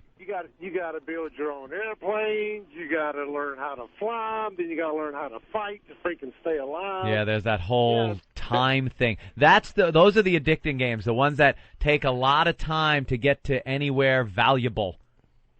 And it's like 12 hours a day. Next thing I know is like, damn, I hadn't eaten in the last 24 hours, you know. You hear this? He stopped eating. You know who got way deep into EverQuest and EverQuest 2? Keith the Cop. He was so deep for a while, he figured out how much time he wasted playing the game and what he would have been able to earn in overtime if he would have not played the game and worked. And it was just hundreds of thousands of dollars that he wound up just wasting away. And this guy stopped. Wait, let's see what happened with Mark. So what happened, Mark? You did this for 4 years. It got to a point you forgot to eat. I went and bought 2 new computers, every fastest upgrade, anything that could come out for videos and sound was there. I built a whole room just for this computer system. And it sounds like he got money to spare. Yeah. And then the ex-wife said, that was enough, bye. She left you. She left you. Oh, yeah. Shit. Every bit of it was gone. Did she take half your gaming system? That's when I knew I was addicted to the shit. I turned it off. And you haven't played since? No, I couldn't. Man, look, it was worse than I don't even know what kind of addiction that was. Mark, I got to tell you, the games now, they're so good. Is your life better? Come on, give it a try. They made the crack stronger, bro. You got to check it out. Is your life better now, dude? Is your life better? Yes, it is. Thank God. Right, I didn't know what I was missing until I got out of it. Life. I appreciate it. Man, we're on to something. Thank you. I can't even think. What's your name? Dikiera? Deuterium. What? Deuterium. That's his magic screen saying. That's not his real name. His real name is Jeff. He's Deuterium, the evil lord of justice. He's Jeff, and he works at Foot Locker. Deuterium, fucking asshole. Right. What's your story, bro? Well, I met my wife on EverQuest about 3 years ago. We used to meet out by the lake by a small town in one of the realms. They met in the cyber world. We'd start fishing, and then we'd go on hunting parties together. And wait, did you? Yeah, you can fish. But did you actually have a spot in the cyber world? I'll meet you by the lake. Yeah. I'd get on after work. And did she cyber stand you up? And did you have to cyber take her to dinner too? You psychopath! There are lands in these games that aren't just random. I mean, and they're huge. These games are huge. The land in it would take you days to run across, and you get familiar with the spots and the areas and locations and cities. Like you'll go out on a hunting thing and be gone for weeks doing this, and then come back to your home city and be like, I remember this place. You know all the exercise and shit. You know all the places. You know where to go and where certain people hang out and stuff, and it becomes a society of all these people online that becomes very familiar. So you met your wife on EverQuest. You're meeting at an imaginary lake in the cyber world, and then you have to meet in the real world eventually. How was that? Well, I paid for her to get a bus ticket down. We've been seeing each other on EverQuest. Just as romantic as meeting by the lake. I'm sending a coach for you, my dear. A horse-drawn coach. Your chariots will arrive anon. Greyhound. I just FedExed a Greyhound ticket.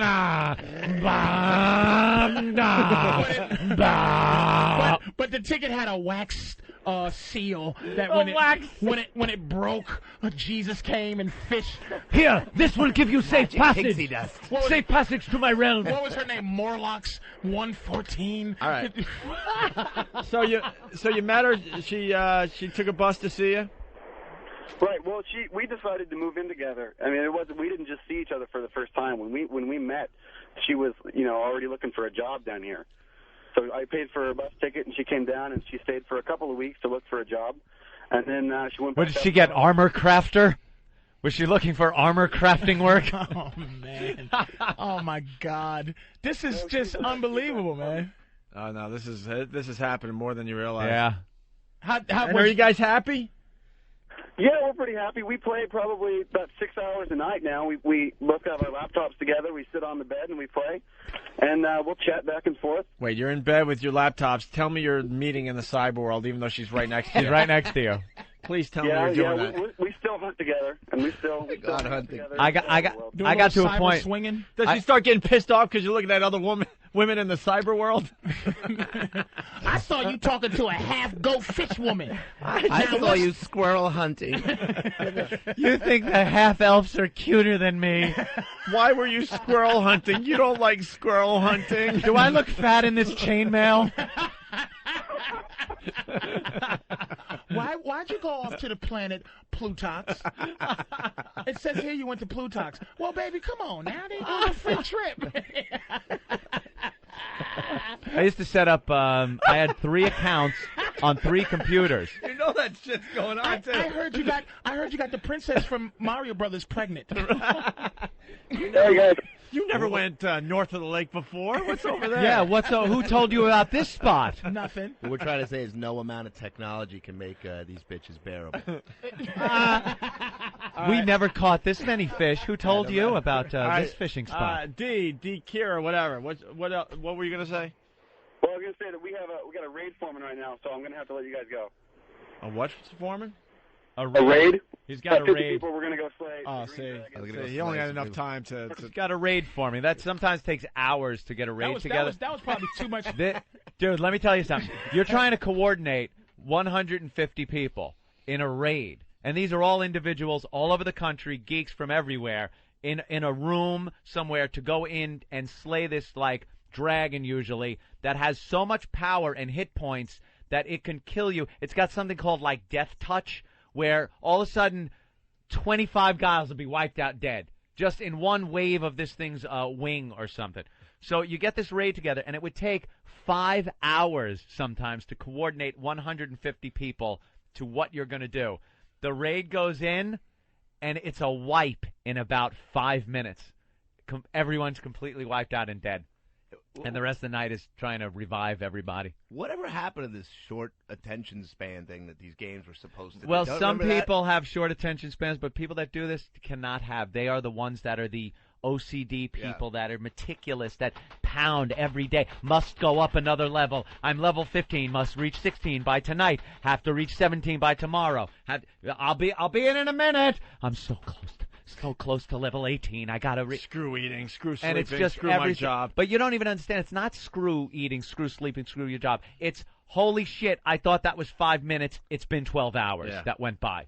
You don't realize that much time went by. You're lucky enough to max out at like level 60, and all of a sudden, now it's level 70. Expansion pack comes out now. Level 75. You made it up to level 60. Oh, 75's tops now. Let's go to JR in Atlanta. They keep the crack coming. JR. What's up there, buddy? JR. I guess we lost him. No? I guess Fortune Magazine was talking about some of this stuff. Yeah. All right. Why don't we take a break? It's still very huge. I mean, a lot of people are doing this. It's amazing. We could talk for the next hour on this. I mean, it's some guy sold his character here. Look, he's looking for $900 for selling my time invested in account. That's how they have to sell him. You have to say my time invested because the account actually belongs to the company that runs the game, and it's illegal to do this. It's a level 70 bard with over 120. These are extra points that you're able to get. 1,020? Yeah, he has 12,000 hit points and 10,000 mana unbuffed. That's his potential to do magic, is measured in mana. He is track V and anguish flagged. Which means he can get into certain cool areas. He has his epic 2.0 weapon. Your epic weapons take months to get. And he just spells it out. All of his spells, even ancient level 70s, he's not the original owner, so cannot transfer him. I'm willing to show him to anyone interested in the game. This guy's selling it for $900 he wants for his time invested. And he'll get it. You got to feel good about yourself when you lay out $1,000 and just come in and slaughter everybody with someone else's dude. Yeah. That's pretty much.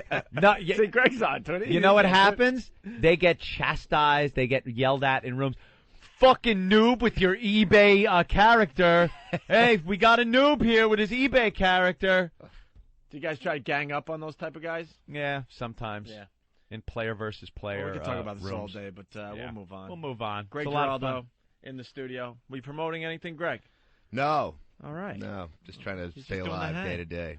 Very funny comedian. Very funny. Now Absolutely. ask one of these MySpace cyber fucking comics if they got anything to promote, and they don't. But bad comics are always ready to fucking promote. Yeah, I got a bumper sticker. Well, I mean, I'm just really here. I got my new CD record release bumper sticker bag of marbles promotion gimmick coming up on Tuesday. See the cynic. See that he yeah. fucking. This That's why we cocksucker- like him. This cocksucker will not join me. In this, he hates that shit too. He refuses. But some of them are his fans, so you don't want to. You know, Greg's a nice guy, but he fucking knows these clowns. He's being forced to promote himself. I've been raped into coming into MySpace. Friend requests, Jimmy Hats, fucking Jimmy Hats. With I hear he's hysterical. Rocky the Squirrel as his face, and I have to go. Yeah, sure, friend. I have 5,000. I want Rocky the fucking Squirrel at my show. Suck my balls. It is the worst. It is the worst thing right now. It really is. Yeah, we even got a MySpace. You got account. MySpace? I started doing it a couple weeks ago because you just have to. There's no way you can fight it anymore. And No, the you reality have is to. sometimes it's not a bad thing, you know. But what's fucked about it is that these guys who really are not good, and I don't mean just like the big famous guys with the huge MySpace accounts, but a lot of guys that you go on there and they have 13,000, 15,000, and they blow, but they're selling out, they're doing, and it's almost becoming irrelevant whether you're good or not. Up to 16,000 friends. I'm teetering on 16,000. A lot of people write me, and I had a fun exchange with a fan the other day. He wrote and said, "Hey, asshole, nice background on your webpage. Good idea. Light text on a gray background." Now, I'm pretty computer savvy. I do a little HTML programming, so I kind of got my MySpace looking nice. I got video on there and stuff, and nice background of one of my favorite video games, Half-Life. So I wrote him back. I go, "Hey, asshole, if you had a connection worth of shit or a computer that wasn't a piece of crap, or you waited 10 seconds longer for the background to load, you'd have noticed I have a beautiful Half-Life background that works great with my text. I expect an apology." And he writes back, he goes, "Oh, nice background." So I wrote him back and went, I didn't see a sorry there. and his answer to the whole thing was, "Jesus Christ, I thought you said you never wrote back to any of the fans." He's just aggravated now. That guy was pretty easily smacked down, huh? Yeah, just smacked him. Had low self-esteem in Magic World. Oh, smack a lot of these people. But you realize when you have so many people like that write you, that they ask a lot of the same questions. Yeah. So I have things in Notepad, cut and paste, cut and paste, cut and paste. And people are like, "Dude, I so didn't expect you to just go on that long. Thanks for writing, man. That's so cool of you." They do that with stand-up all the time. These guys, you get those guys like these open micers, like, "Hey, I've done stand-up once, and you're one of my favorite comedians. I thought maybe you could spend 6 hours writing me an 8-page document on how to become. What have you done for the last 14 years?" "Well, young fella in Cleveland." Yeah, I have a cut and paste for just about every occasion. All I do is go, "Hey, Bob," cut, paste. I just say thanks, no matter No, what. see, I can't do that. I love. I don't want everything you people do. to think I'm not writing them back. I love everything you do. I put, you know what? Thanks, nigga, so they know it's me. There you go. Thanks, nigga. That's Patrice. That's Patrice. Thanks, fuckface. And it just quick, just to let you know, it's really me. You. So, a lot of people ask me about the. I have a video on my MySpace of me sitting at a webcam. That is and really then, creepy, And by then the way. I come in from behind me and look over my shoulder. It's another me coming in. And people want to know how I did it, the software I use. And for a while, I'm taking a half hour giving this guy Premiere After Effects 8.0 lesson on how to clone a person on computer software. Nigga, did you notice that Peter Jackson was in my top 8? I'm like, yeah, I know. It's called CGI. That was Andy This Serkis. is how I did it. I filmed actually myself a in friend front of of a mine. green screen. Not a fake friend like you have. Then He's actually a friend of mine. Sent the video off to Industrial Lights and Magic. They then, so I put the whole thing in a cut and paste, and I did that. And I have a lot of people go, "Dude, thanks for taking the time." And I wrote to one guy and said, "Don't feel so special." I cut and paste that to about 1,000 people. And I said, "But you could feel better because what I'm writing you right now is not cut and paste. But I'm going to have to start cutting and pasting that when people assume that I'm writing We to should them. take a break. Greg Geraldo in studio. We do have a MySpace account officially for the radio show, Opie Yeah. and Anthony. Yeah. How many fans? Did you beat Dan Cook yet? We officially just started up, I don't know, a couple thousand. How I many mean, we Anthony's got his own account that's what, is doing real well. 15, but Norton's got 17 Fuck or both something of like you. that. I We cannot. I already got 6. I started yesterday. I've been trying to beat Norton. Pussies. Really? Oh, fuck. The first 6,000 comes fast, Pally. Oh, the next 11 is the hard That's one. the hard one. 6,000? Something like that. Man, Something I think I have 5 or 4, 700. Some stupid shit. We like got 2,500. And then it's We like, just I'll throw started, your though. bone. Hey, Patrice, I'll put you in my top 8. I'll help you out. All right, listen. When we get back, we're going to do news teases. Nice. I think you'll have fun with this, Greg Geraldo. More fear. We hate fear-mongering. We hate the news tease, and every once in a while we take a look at all the crazy news teases they have out there to make you watch their dumb news program.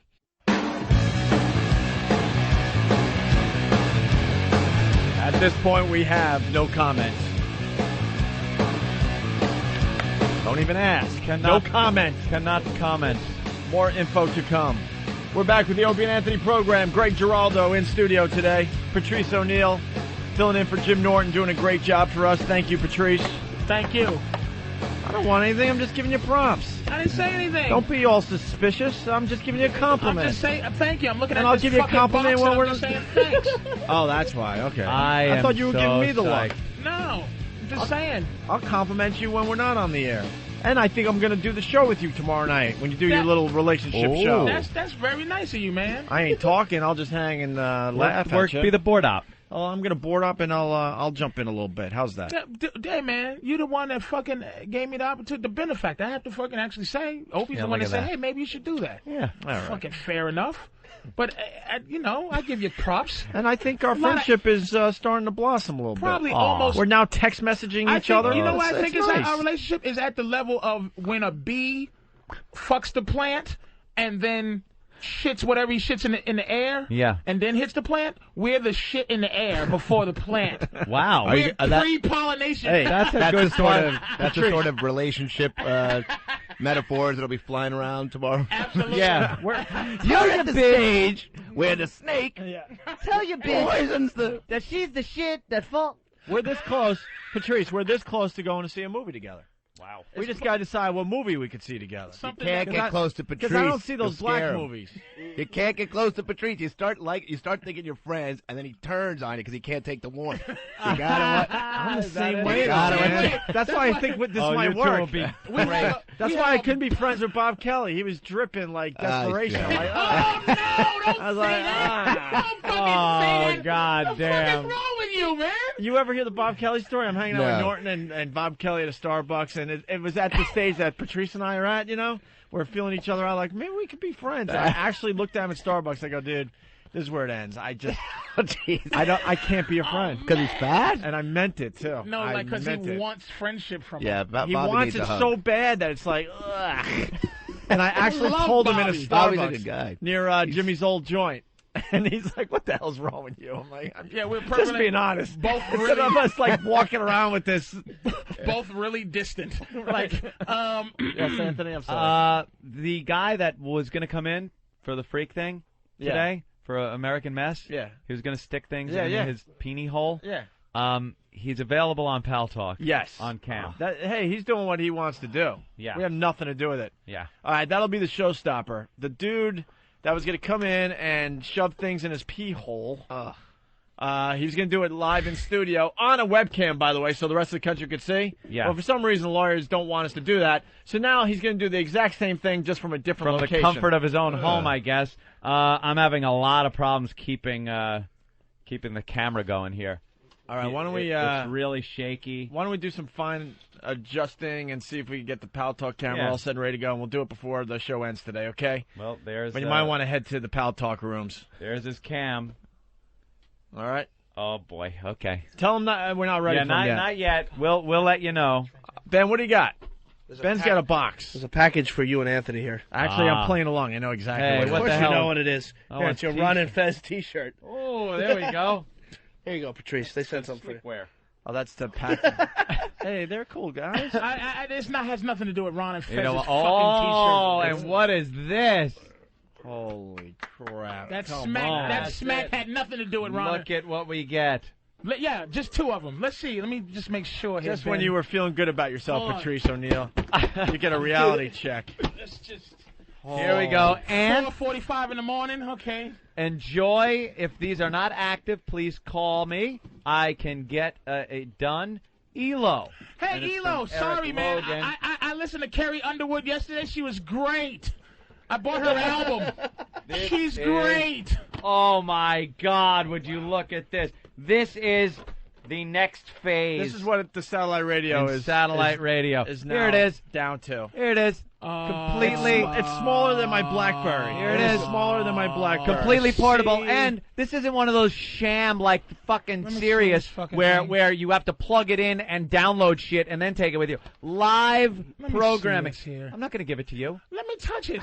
I don't have a brother here with a gun that, like, Let me fucking... touch it. This is fucking unbelievable. Did he not know there was a... Did ELO the racist not know that there was a black man in Let here me tell that you would love something. to listen to There XM? are only 2 of these available right now. Even Jimmy Norton didn't get one. From XM? From the There's only XM 2. factory. They made 2? They made 2 just for us. Really? Just like the 2 new 2007 Fords? They didn't... I am These are not on the market yet. They're going to be on the market in a couple more They're in weeks. the studio. Take that back from That's Patrice. right. Take it back from him. Wow, this is... This looks better than my phone. This is live satellite you get as you're walking around. No friggin' download. And you can download MP3s, live XM and MP3s. Here we go. There you go. The future kids. Catch up with this doggy. Barf, barf, barf. With their backpack, with their Apollo astronaut wear that they got to wear to get live programming portable. Oh, we don't have it yet because the technology isn't there, Robin. That's why we don't have the portable unit. No, the technology's out. It's just here, not over there. Hello? Hello? Hey, this is Ben. Norton's going to be leaving for a couple of weeks. You want to come through? Damn, you're playing that game? Yeah, man. I'll come on through. Well, that Bob Kelly's not a bad guy after all. Great. Ow. I would have loved to fucking have a goddamn Wi-Fi. We gave you an XM, didn't we? Yeah, I gotta wrap that around my neck and stick my head out the window for that shit to... Well, all right, phase 1 you got. We'll upgrade your XM. How's that sound? We'll upgrade you. You'll send me the software and shit? We'll give That you is like, hot, though. I like that shit. You know what? It's I got like a little phone. I got a MiFi I don't need anymore. Just throw it on the ground, and I'll crawl around in mousetraps to get it. No, it's Look fucked how up. thin this thing is. No, it's fucked up. I love my MiFi to this day, and this thing just blows the MiFi away. Completely. No offense to the people at the, that got the It MiFi looks like a out fucking. there. It looks like But a this phone. thing is like, dude. I just for the Pal Talk camera, I held up my BlackBerry next to the new Helix. It's not even funny how much smaller it is than the BlackBerry. But it's heavy. It looks like a goddamn a Trio or something. Looks like a computer. Smaller than a It's trio. smaller than a Trio, my friend. Look All at right. that.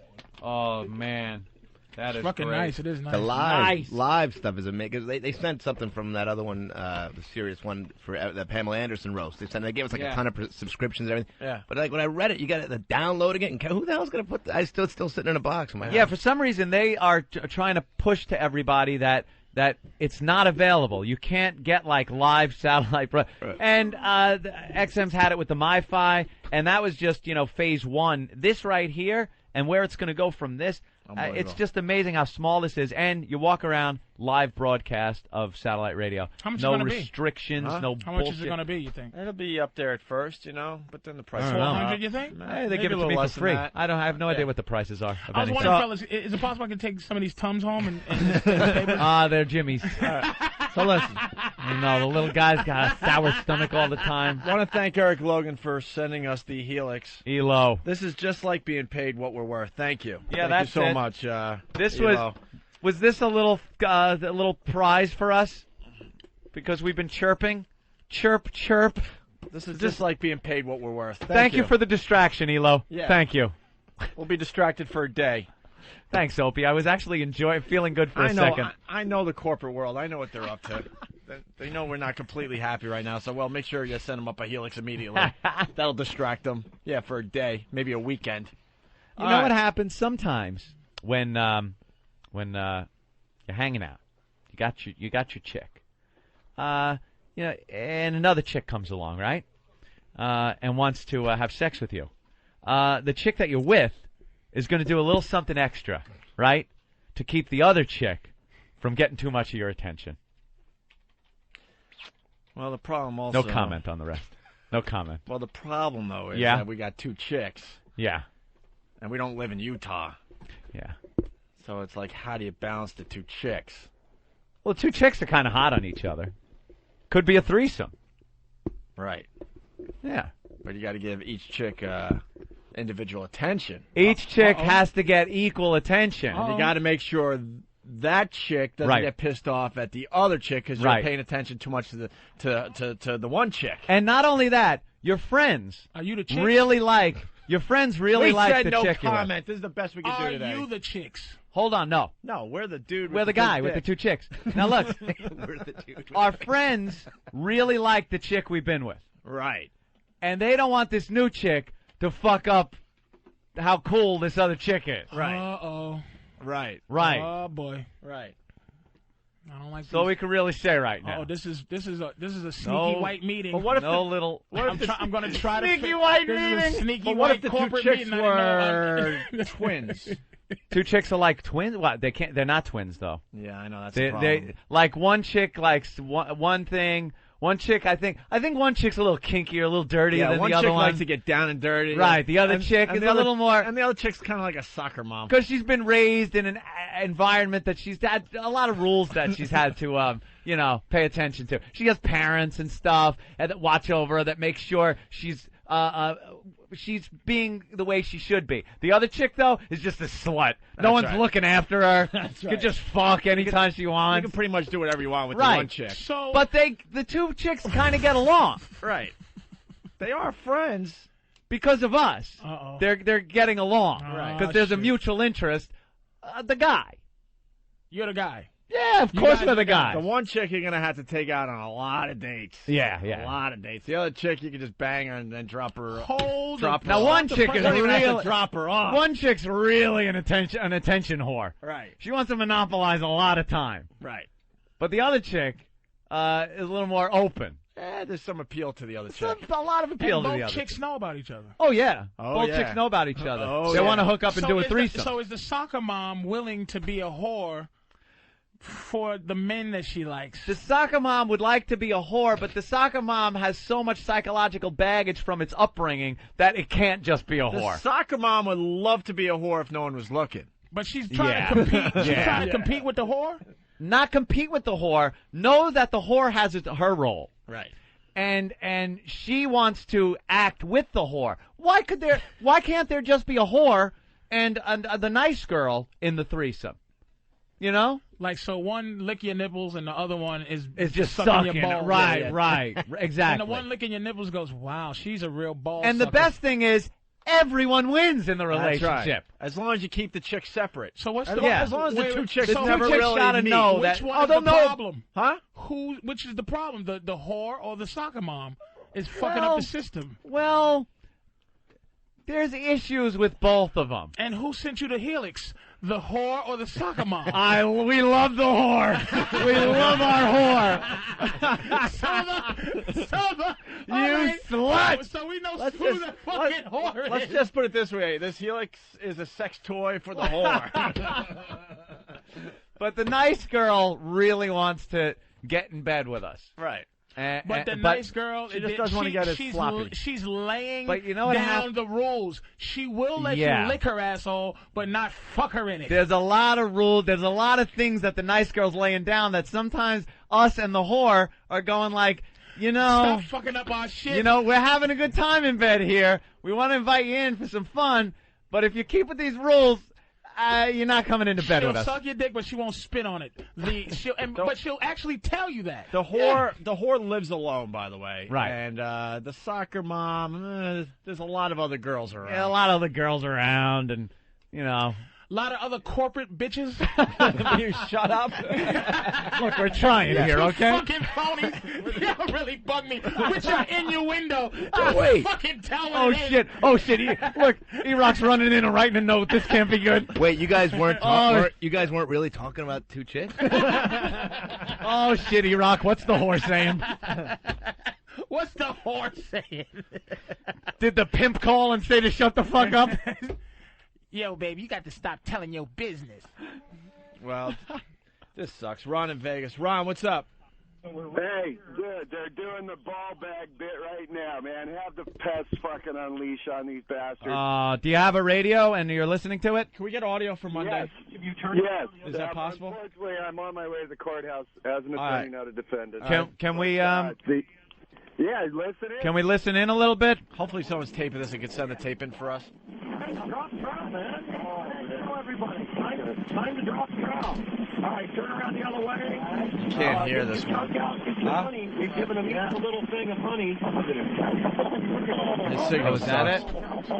Huh? Can we get it? Or try to stream it?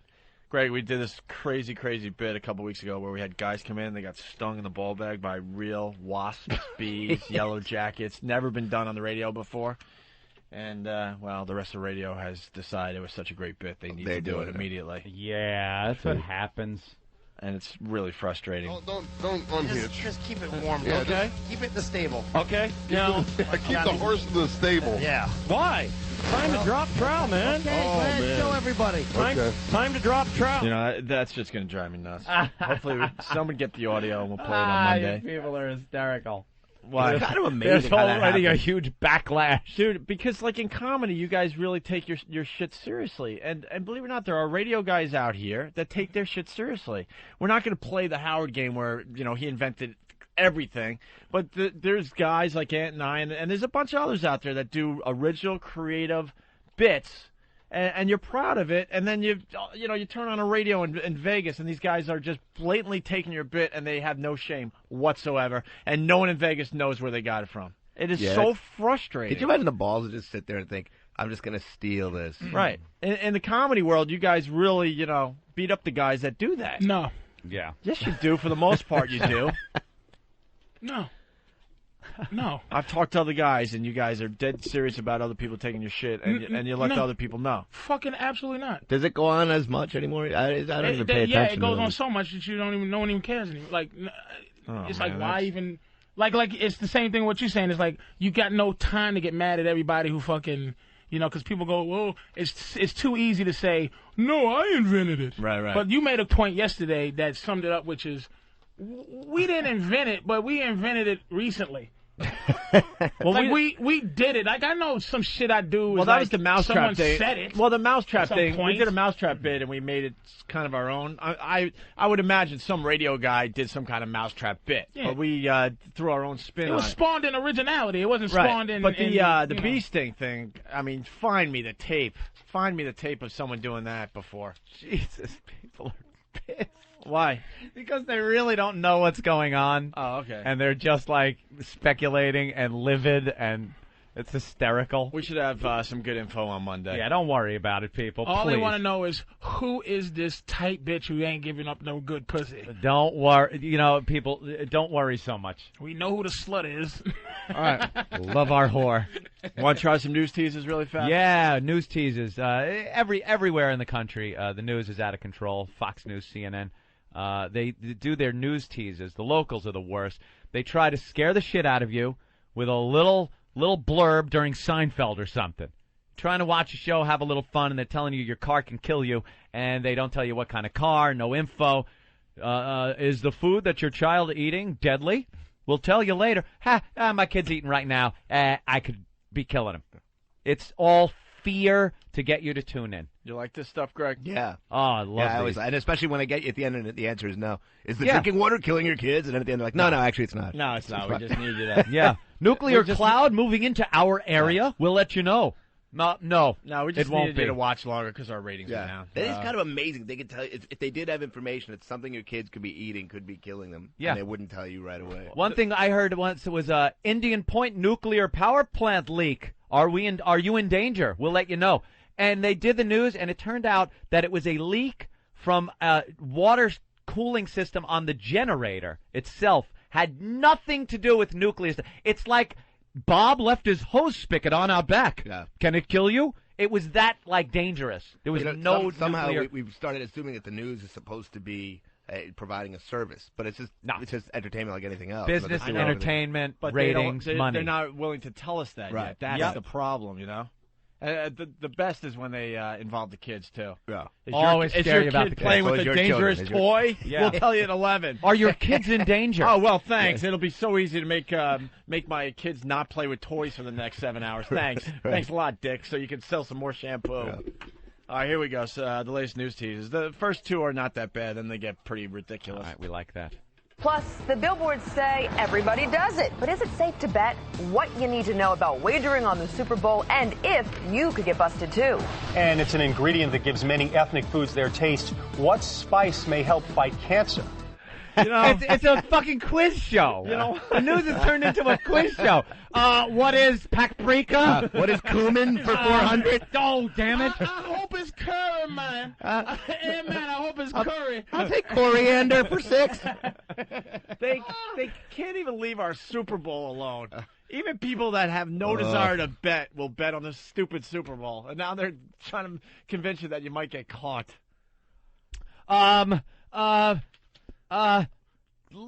Curry.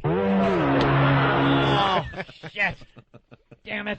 What liquid from a cow can kill you? Oh, shit. Milk? No, sorry, that's cow sperm. Come on. What spice? Is it allspice? Sorry, that's saffron. We were looking for saffron. Damn it. Saffron. Isn't this the news? Hey, by the way, does anyone know the answer to the spice? Because it was indeed curry. There you go. Curry fights cancer. Thank you, Danny. Yeah, I'm sure it does. How much curry do you have to eat before it fights the actual cancer? You shit it out. There's no you cancer have to live in a India. silo of fucking curry. You drink curry juice and to you get the shit the effects. cancer. You shit the Give me cancer. some curry All right. juice. Shit it out. Here's the next. Dibber dubber. Shit out the cancer. Here's the next news tease. Still ahead on Fox 5 News at 10, a massive online identity theft ring broken. Did they steal your credit card number? How they did it and what you can do to protect yourself. Oh, what? There's too much info there. That keeps everyone involved. That one was complicated because it had questions and then it also had like little. Did they get my number? Am I safe? Yeah. I don't know. I hope they didn't. Let's go to Rich in Vegas. Rich. Yeah, buddy, what's happening? Hey. Listen, just wanted to let you know the virus worked, bud. The bees are dead. Complete failure. These jack-offs. The bit completely failed, so they can't even rip off the bit the right way. They can't do it. Fucking assholes. Nah, the virus worked. I hope the pests get at those guys at KOMP in Vegas. Thanks, Rich. You got it, pal. Well, that's good You news. got it. But then, of course, they'll try again. Yeah. All right, let's move on to the next news tease here. Colds and the flu, they can knock you out. But these products promise to beat the bugs. It helps with my immune system. This is a wonderful, wonderful product. What makes them so effective and who shouldn't take them? Great. Oh, great. See, here's something really good. Some people shouldn't take it. Great. They even have to scare you with the good news. Great. It's not smoking or drinking or even illegal drugs. We'll tell you what teens are doing at an alarming high rate and what parents should look out for. All right. I'm going to eliminate some things. In the time he told you what it isn't, couldn't he told you what it is? Yeah. He told you 3 things that it isn't. What is it? So you know your kids aren't drinking or smoking. Because if a parent heard that, he would think, something your teens are doing could hurt them. Oh, it's probably smoking or drinking or something like that. No, it's not those things. Don't think you could guess us, people. Not that regular shit you Yeah. all know about. No. Jerking off. Yeah. It's was it the choking game? Probably the choking game. Honestly, this one this was It's pulled before I was pulling answers as well. I know. It's got to be the choking game. Yeah, I think it is. That's all the rage with the kids. I love the teenagers. What, out there. asphyxiation and jerking off? Yeah, they're like choking each other out. And then It's they kind of pass fun. It gives you a out, buzz. Gets a quick buzz, and then Yeah. you're supposed to wake up. But every once in a while, you don't. Sometimes you die. Whatever. It's called thinning the herd. Oh, well. Not all the baby turtles make it to the ocean. And you know niggas ain't doing that shit. Yo, Troy, nigga, choke me, son. yo, motherfucker, just choke my shit till I pass out, nigga. Well, you guys want to hear about hazardous furniture? Let's go. What? Here we go. A Long Island family comes home to a horrible discovery. We will open the door and fumes, just like, oh my God, like knocked us back. What happened to their house that turned their furniture into hazardous material? It turned their furniture into hazardous material. Like it was just furniture. And something happened. It became hazardous material. Hazardous material. How does that happen? I have the answer for this one, so. Oh, when you do? When you guys are ready. All right, let me think. Thermonuclear fusion. Yeah, what could possibly turn your furniture into hazardous? I'm going to guess some it kind can't of be swamp simple. monster. It can't be so simple as to walking involve through the fire. back door. No fire. No was involved. fire. Oh, you know, it could have been. It could have been Jesus. Jesus. It was an asbestos lamp. Turn their furniture into hazardous material. I can't even. Okay, all right. Was the furniture cleaned? No. Fuck. Is it mold? No, it is not mold. It's not mold. Is it? This is fun. What is it? Good. What could possibly turn your furniture into some kind of hazardous material? A pet peeing on it? Nope. That's really bad. Sun. Nope. No. Oh, but you paused. That was good. That was good. No. Nothing to do with that. No. Some type of. Did it involve someone else coming into the house? Almost, sort of, kind of, in a weird way. In a weird way. Something? Yes. An animal? No. All right. Radon gas? No. What the hell? I know, it's a tough one. Someone. It wasn't cigarette smoke or anything like that. No. Nothing Was it fiery. someone cleaning the furniture? No cleaning. No cleaning. No cleaning involved. This is just boggling my mind. Yeah, they're getting It's tricky. ridiculous. When you hear the answer, it's like the stupidest thing. Hazardous. All right, we're ready. All right. Danny, what is it? Basically, this home had a oil valve that just didn't go anywhere. And when they called for their oil delivery, the guy went to the wrong valve and just pumped gallons upon gallons of pure, heating oil into their basement. And it was basically because it was just a pipe. They showed you, on the screen. It was a pipe that just went nowhere. It just went into the basement and then stopped. That's a once-in-a-lifetime thing. It's an epidemic. It's like a herd of the nation. Who is that This actually could happen happening to you? And what's the stupid oil guy just pumping? What is a big tank? I think this guy's got a 50 billion gallon oil tank. They did the news tease just so motherfuckers who live in 3-4 walk-ups can still listen about what the fuck's going on. Yeah. And how did that involve furniture? Because it was like a finished basement, so all this. Oh, okay. So all the furniture. All right. And also, stank too that's bad. gotta, like, it didn't. The problem's not that it turned their furniture into hazardous material. It's buried. And what their furniture, it's the oil on the floor. It's the hazard. It's not the fact that.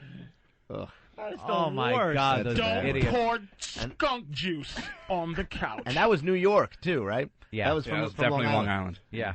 Yeah, there's nothing else happening in the world we need to worry about. Yeah, exactly. Let's get to the next news tease here. Jesus. You heat, you stir. Could this leave something sinister behind in your body? There's a lot of things that you buy that you don't really suspect that have these things in it. Environmentalists say there's a hidden danger in pots, pans, and even clothes you use every day. Once it's in our blood, it never breaks down. Are they right? Stirring up trouble. Tuesday on the 10 o'clock Stirring news. up trouble. Stirring up trouble. Pork shampoo. Is it potluck what you're putting inside your body? Yeah, that's stirring up trouble. Yeah, that's so much more dangerous than the greasy mess you're making in that pot. Is cooking turning the danger up to high? They always got to tie it in with some bullshit. Yeah. Oh, you'll be broiling mad when you hear this cooking story.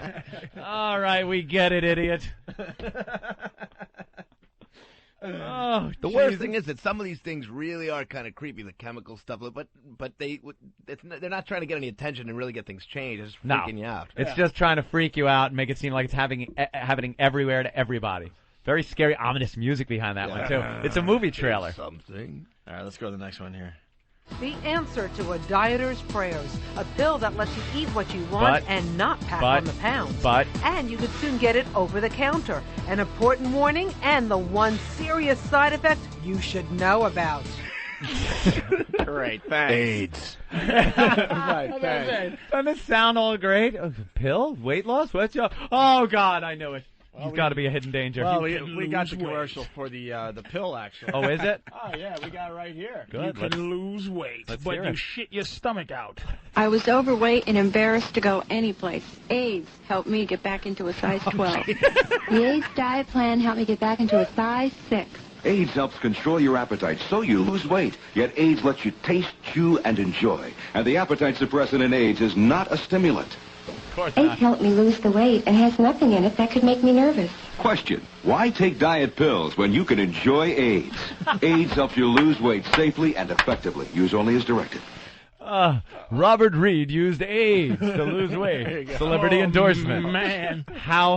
How bad was that, naming decision by that company? Whoops. Look, it's with a Y, okay? Yeah. Nah, sorry. No, but you know, that commercial was pre-AIDS. Yeah. You know, it was like... Well, that's a real commercial? Or something. Yeah, that was for... That was a real commercial in 1982. There were these chocolate appetite suppressants named AYDS. They were AIDS. It was the AIDS diet plan. You take this chocolate and it would ruin your appetite. And, boy, it sure shot the shit out of that. You think back in, there was a guy with a covered wagon with an elixir. Here, take cancer. Yeah. Cancer cures everything. And then all of a sudden he's like, fuck, man, why'd you name it that? That was a bad call. The focus group, we got a lot of names. Okay, who chooses AIDS? Raise your hand. I love it. Who chooses weight loss pills? Take them now. That fucking sucks. AIDS. It aids you in dieting. It's a diet aid. Why not just call it AIDS? That's wonderful. Hey, speaking of the pill, what's the side effect on the real pill? Oh, what was it? The world will never know because again, it was one I pulled before you guys wanted answers for. Well, the bit's much better with the answers. We like the answers. Everyone that I pull from this point on will have answers. Danny, answers. Answers. What a fun show today. It was definitely It enjoyable. went very quickly, and now it's Hey, what happened to the guy with the stuff in the pee hole? Pal Talk was screwing up so badly. We'll probably wind up doing that next week. Can the guy wait till Monday, or is he going to do it? He'll do it for everybody over the weekend, but he's got to do it for the radio audience on do it Monday. for everybody else. Feel free, and then we'll have him on. Is that him? Ow! There you go. Okay, he's doing it. There you shit, go. Stop it. There you go. What is he shoving in his pee hole? A thermometer. It's one of those thick Oh, my God. thermometers. Oh, he gets himself all worked up. What is that? Well, what is that? This is a screwdriver. A screwdriver completely in his pee hole. No. What a way to end another great week of broadcasting. Ow! Why do you do that? Thank you, Marconi. Thank you. Greg Geraldo, do you have anything to promote? It's a nail. No, man. Well, just a Friday night stand-up show on Comedy Central starting in April. Cool. Well, we'll have you back before that. Cool. What the hell is that? It's a nail. That's a thick nail. Oh, Patrice see you O'Neill, Monday. thank you so much. We'll see you tomorrow night. Program.